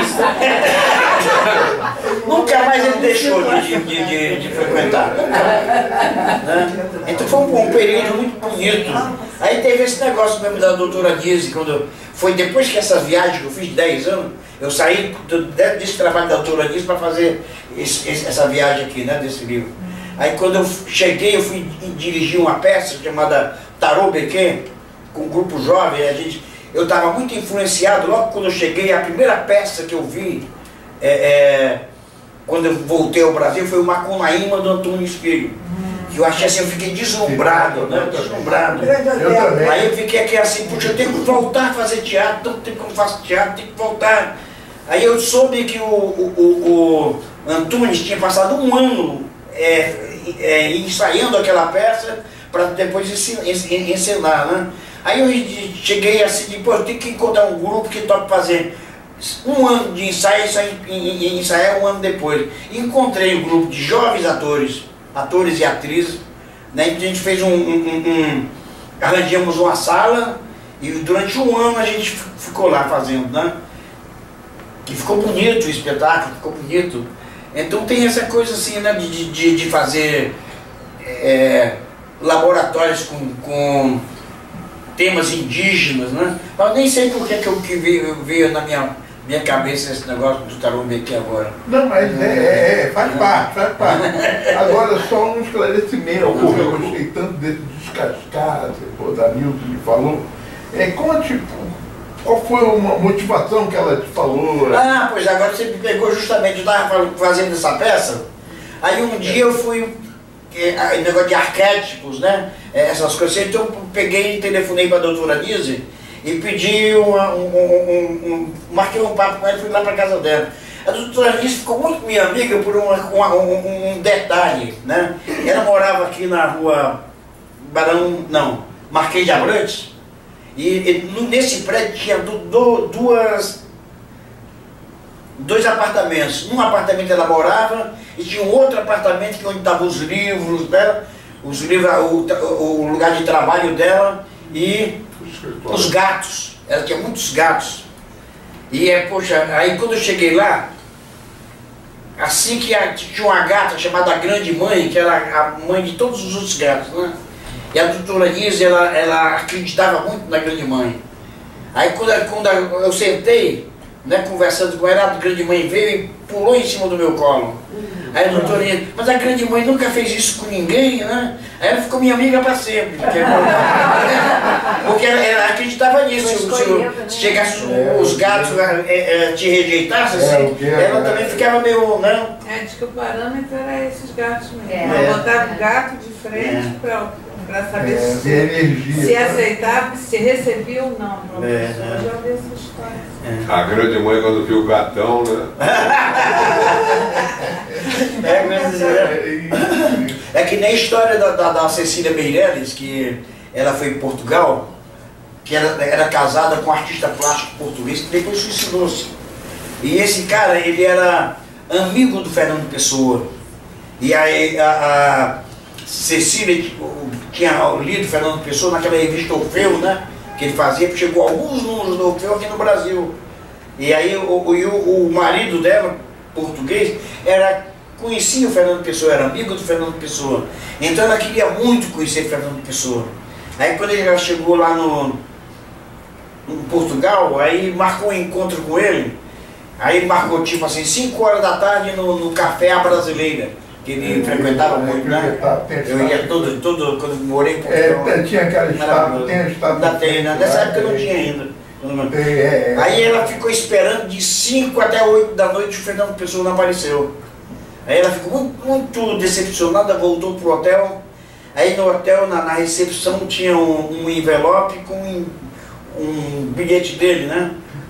E tinha ele tinha acabado desse poema Mensagem, foi o único poema, o único livro que ele fez em vida, foi o Mensagem. e tinha um exemplar da mensagem autografado e com um bilhetinho dele. Aí ele estava explicando que ele não foi naquele dia para conhecê-la, porque ele tinha posto o horóscopo e o horóscopo falou que não era para ler. É justamente isso. Deixa eu tirar isso aqui porque tá falando. É justamente isso, né? Nós tivemos lá na casa do Fernando Pessoa, ele tem na parede, ele fazia lá o seu horóscopo, a carta astral, a astrologia, a carta astral, vai na parede mesmo, ele ia fazendo ali, tem isso, justamente. Mas fale. Mas assim, aí a doutora Nise, foi nessa reunião que eu falando assim do símbolo que eu queria fazer numa peça de teatro, né, que era Lendas Amazônicas, que eu estava estudando essas coisas assim, queria ver tudo o símbolo que tinha atrás, né, de cada lenda amazônica. Aí que ela falou assim: Antônio, é preciso não descascar os símbolos não são cebolas para serem descascados. Eu nunca mais esqueci disso. Hermano Melo, você, a gente está vendo que você é uma pessoa muito espontânea, né? É uma pessoa assim que parece que as coisas vão aparecendo, assim você vai falando, vai pegando, e talvez até mesmo por causa disso que você escreve poemas assim tão livres, não é? Então, como é que foi a época da sua infância, seus pais, você tinha irmãos? Eu tenho uma família enorme, eu tenho que contar nos dedos quando se muda. Eu sou mais velho, então tem Antônio Augusto, Moacir, Joacir, Jeová, Maria de Fátima, Fernando, Francisco José, 8 filhos. Eu tenho 8 irmãos. Um já morreu. É justamente isso. Antes de continuar, seu nome, só conhecer Mano Melo, por favor. Como é o seu nome todo? Antônio Augusto Pereira de Melo. Não tem nada a ver com Mano? Não. Pensei que fosse hermano. Eu sabia que era Antônio, porque a doutora Nilce falou teu nome, Antônio. Nilce, isso eu saquei, que eu perguntei também. Eu comecei assim, nessas viagens que eu fiz, aí tinha um irmão de adolescência, né, que é tipo o primeiro amigo que eu tive no Rio de Janeiro, que estudava na mesma escola, né, coisa assim, e a gente se tratava como irmão. E uma vez, quando a gente estava na Índia, aí quando eu cheguei na Índia, aí as pessoas não conheciam o meu nome, e como o Guará, meu irmão, me chamava de irmão, de Mano, aí começaram a me chamar de Mano, né? E quando eu cheguei a Amsterdã também, tinha pessoas que já me conheciam como Mano, aí de repente eu fiquei Mano, né? Virei Mano. Aí eu botei, quando eu cheguei no Brasil, eu botei o Melo, aí Mano Melo. Agradável de ouvir, Mano Melo. Pessoas erraram, hein? Nem li, né? Eu pesquisei. Depois saiu. Obrigado aí, ó. Seu nome é Antônio Augusto Pereira de Melo. Ah, então Melo é seu. Outra uma vez cheguei em Portugal, que tem uma família Pereira de Melo em Portugal, que na época do salazarismo era a família mais rica de Portugal. Tinha umas 5 ou 6 famílias que mandavam em Portugal inteiro. Ainda hoje em Lisboa tem uma grande avenida chamada Avenida Fontes Pereira de Melo. Eu cheguei lá no Algarve eu fui tocar, a primeira vez que fui tocar Travel Check, eu fiquei numa cidadezinha chamada Salema, e ia trocar em Lagos, que é uma cidade perto, né, a capital ali daquela parte. Aí quando cheguei lá, que o cara viu o meu nome Pereira de Melo, ele disse: mas você é dessa família Pereira de Melo? Eu falei: sou de um ramo que emigrou lá para o Rio.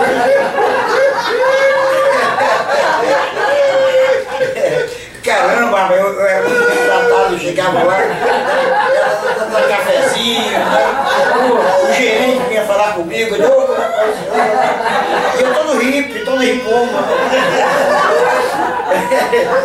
Aí, agora quando o dinheiro começou, depois do último Travel Check, eu nunca mais pisei nada. Quando eu fiquei duro, não fui mais. Sim. Eu fiquei assim, um pouco espantada, né, ouvindo eles falarem do Manuel Bandeira, e me lembrei das cantigas de infância, né? Que muitos dos poemas que vocês recitaram são as nossas cantigas de roda, né? O anel que tu me deste, um outro também. E aí você chegou aqui hoje ensaiando, falar um pouquinho do que é ser poeta no século XXI. Então a minha pergunta é essa, assim, existe uma diferença, né, do poeta daquele tempo, do poeta de hoje, dentro do contexto que a gente vive, dessa sociedade pós-moderna, ou o poeta, ele é poeta independente? Eu acho que assim, em termos de época, né, tem uma continuidade. Eu acho que a gente deixa uma herança de conhecimentos quando, né? Agora o mundo gira e a luz está na roda, né? Eu vejo assim, por exemplo, tem coisas o tipo né? O mundo gira, isso é um bom verso, hein?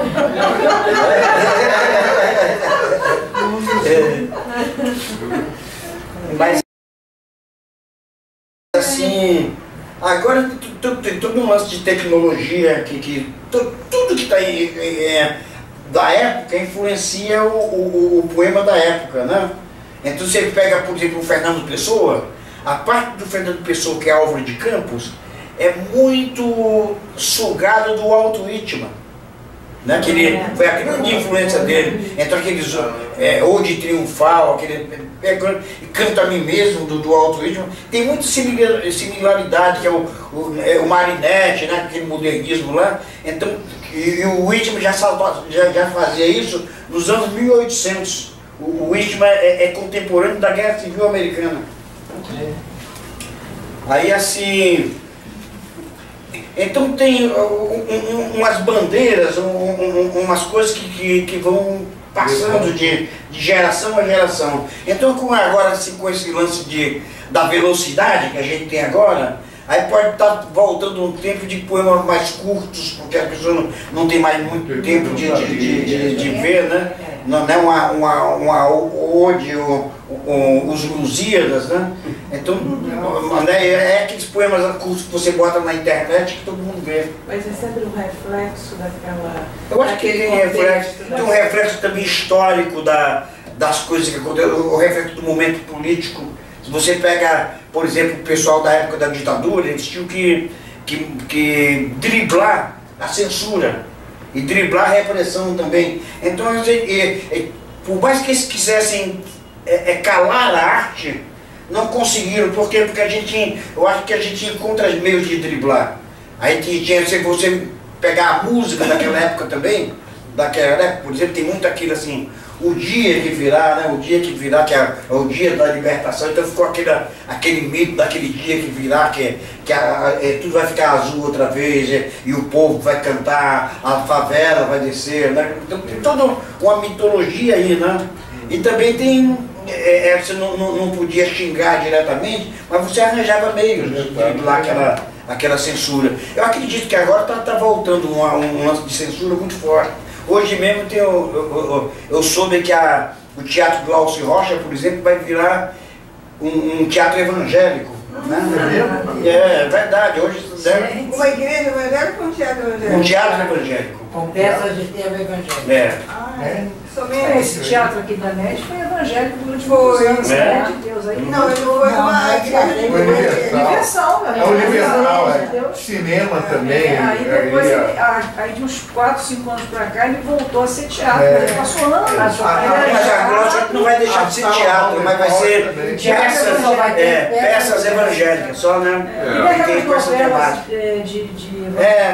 coisa do recorde.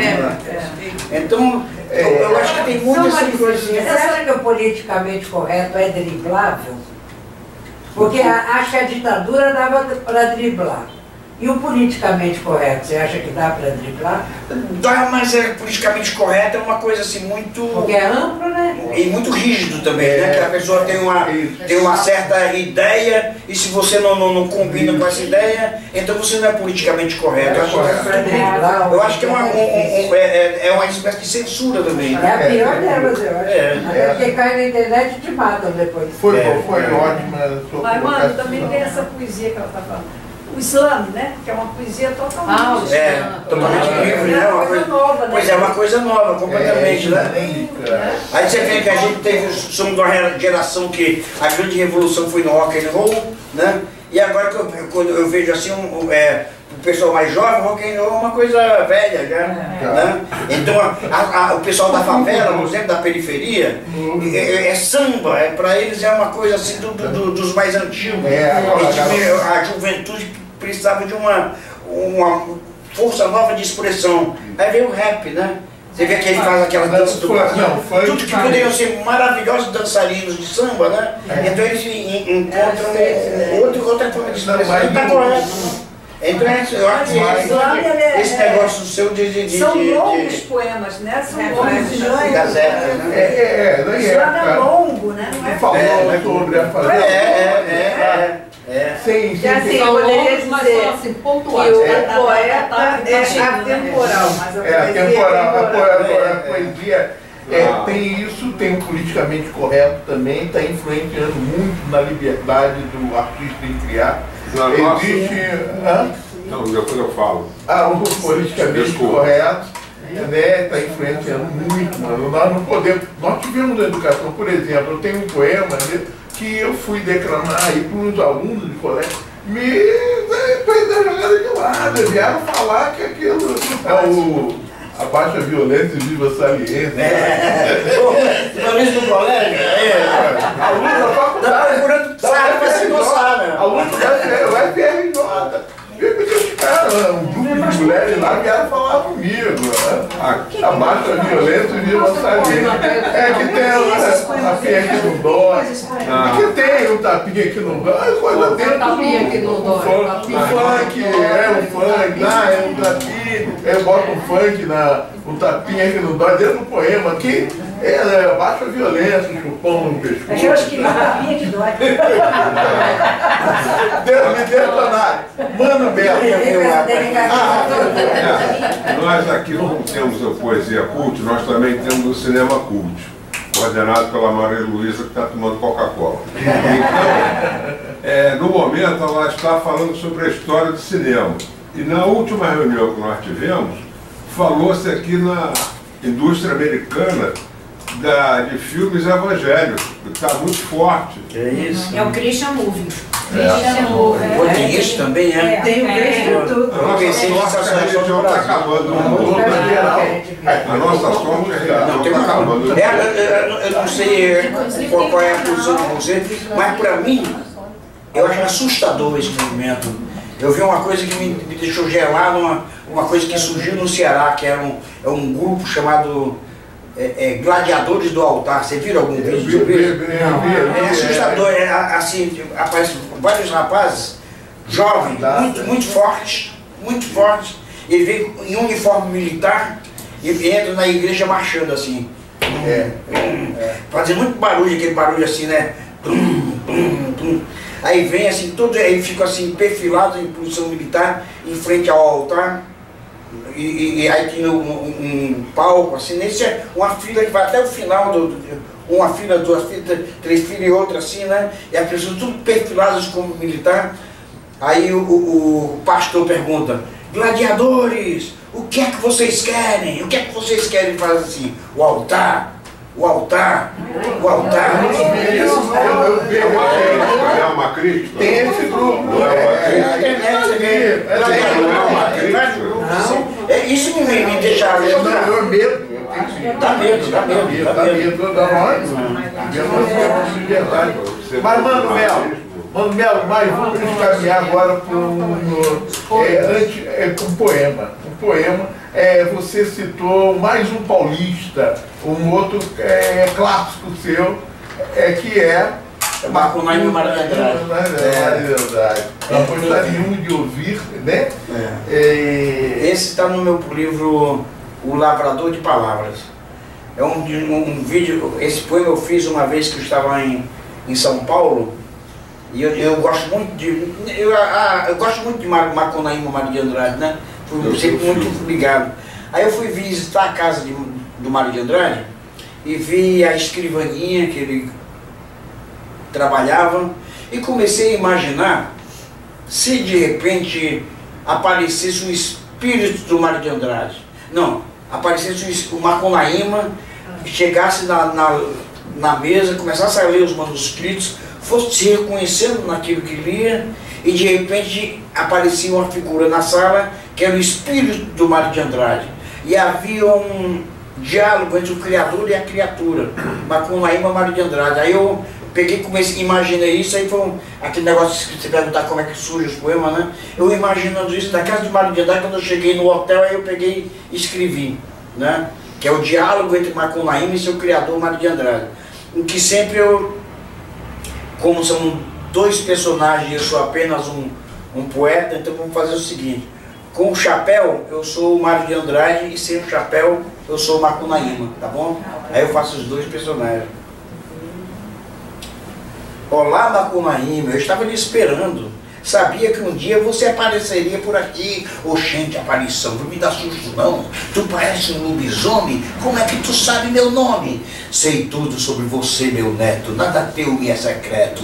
Eu sou o criador, você é a criatura, mas será o Deus da Silva, da companhia de grandeza. Tu é Deus para criar o que é meu. Eu sou o teu autor. E te criar foi um trabalho de amor.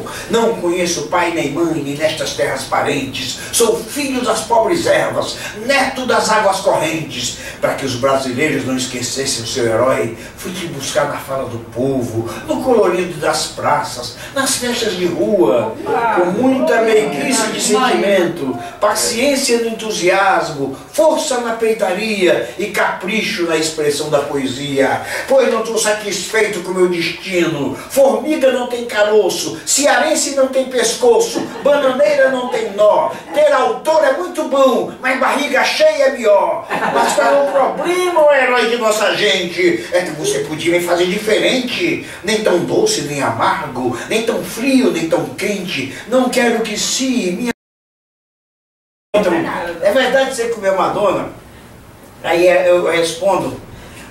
Tem um filme chamado O Homem que Matou o Facínora, que o cara, o James Stewart, né, que tem um duelo, aí o cara que nunca tinha pegado numa arma mata o Facínora, mas era o John Wayne que estava do lado de fora que matou o cara. E ele ficou como um herói, aí virou senador. Aí ele chega lá na cidadezinha de volta para visitar, aí o repórter pergunta para ele: senador, é verdade que foi o senhor que matou o Facínora? Aí ele olha assim para o repórter e fala assim: young man, quando a lenda for superior à realidade, publique-se a lenda. Aí quando ele chega a dizer: é verdade que você comeu Madonna? Young man, quando lenda, publique-se a lenda. Não tem nada evangélico não. Mas ultimamente eu costumo agradecer os bons momentos da minha vida. Foi um bom momento, eu tenho que ir, mas foi um maravilhoso filme. Tá? Muito obrigado. Mas deixa ele recitar Madonna. Ele não disse que não comeu Madonna. Não, ele pode recitar um poema. A Ana Carolina gravou uma música baseada nesse poema. Não usa total coisa. Coisa pode falar? A Ana Carolina, foi um dia que eu estava. Elisa Lucina estava fazendo um show no Teatro Rival, que eu ia participar. Eu, a Ana Carolina, mais algumas pessoas, né? Aí foram me chamar lá no camarim, que eu já tinha. Antes do show começar, eu já estava no saguão do teatro, e vieram me chamar lá no camarim, porque a Ana Carolina queria falar comigo. Aí ela estava assim, porque falou que queria fazer um poema sobre a Madonna, e alguém falou: mas o Mano Melo já tem um poema sobre a Madonna.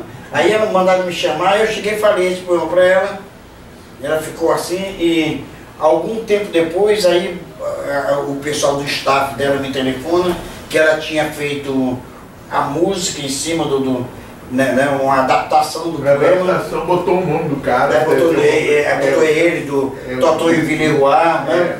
Tinha, né, Alviera, aí botou aí. É engraçado que já chegou para me assinar. Já estava gravado. Se eu fosse um cara muito sacana, eu dizia, não assino não. Né? Sim, é isso. E não, o nome que está na música da coisa não é o seu. Não, tem. Tem o seu não embaixo, mas tem um cara, um gringo na frente. Não, tem esse Madonna, tem Alvinelli. Aí, é isso. Tem. A autoria é Ana Carolina, Mano Melo, Alvinelli e Totó e Villeroy. Ficaram 4. Isso, é 4, é isso que eu queria dizer. Mas, poxa, tem 18. Ficou igual a escola de samba. Mas deu para pagar algumas contas. Isso que eu ia falar. Isso é que foi mais importante, sabe? Foi bom, eu digo, pô, foi ótimo para mim. Foi um momento que veio assim do céu, né? E foi muito engraçado um dia que teve o lançamento do livro, do disco dela, 2 quartos, teve um show no Canecão. Então estava super lotado. E essa música, Madonna, era uma música que tinha no roteiro e tinha no bis, ela cantava de novo no bis, né? E estava lotado, aí quando ela começou assim, fui eu que comi, bebi a Madonna. Aí eu olhava assim, tinha no salão, tinha um bocado de mulheres totalmente histéricas gritando, quem eu que comi, bebi a Madonna? São mulheres, eu digo, caramba, eu fiquei emocionado. Bom, então vamos lá na Madonna. Quem transou com a Madonna quando esteve no Brasil não deu no New York Times, nem no Jornal Nacional, nem na revista Gazeta, nem no Jornal do Brasil. Quem papou aquela buceta, meteu naquele chibio, colheu o botão de rosa, lambeu o favo de mel na suíte esplendorosa do César Park Motel. Quem foi o brasileiro? Quem foi que traçou a Madonna aqui no Rio de Janeiro? O repórter isso informa em edição extraordinária, no mais completo furo de reportagem, na mais absoluta primeira mão. Com quem Madonna dormiu quando esteve no Brasil? Tchan, tchan, tchan, tchan. Em verdade vos digo, foi comigo. Foi comigo e vou contar como é que foi. A pessoa diz, conta.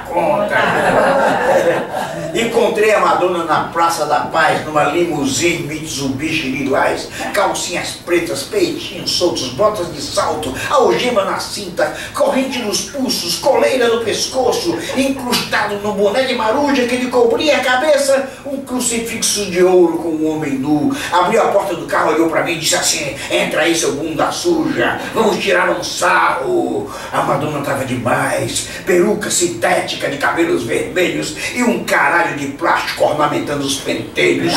Se vestiu de Flamengo, me amarrou nos cordéis e fez deste poeta mameluco o seu doce mamulengo. Despiu-se de todos os anéis, as meias, as ligas e chamou mais 5 amigas. 5 amigas que estavam na paquera. Aí, galera, vamos jantar essa fera. Estalou o chicote. Quem é tua dona? Quem é tua dona? É a Madonna.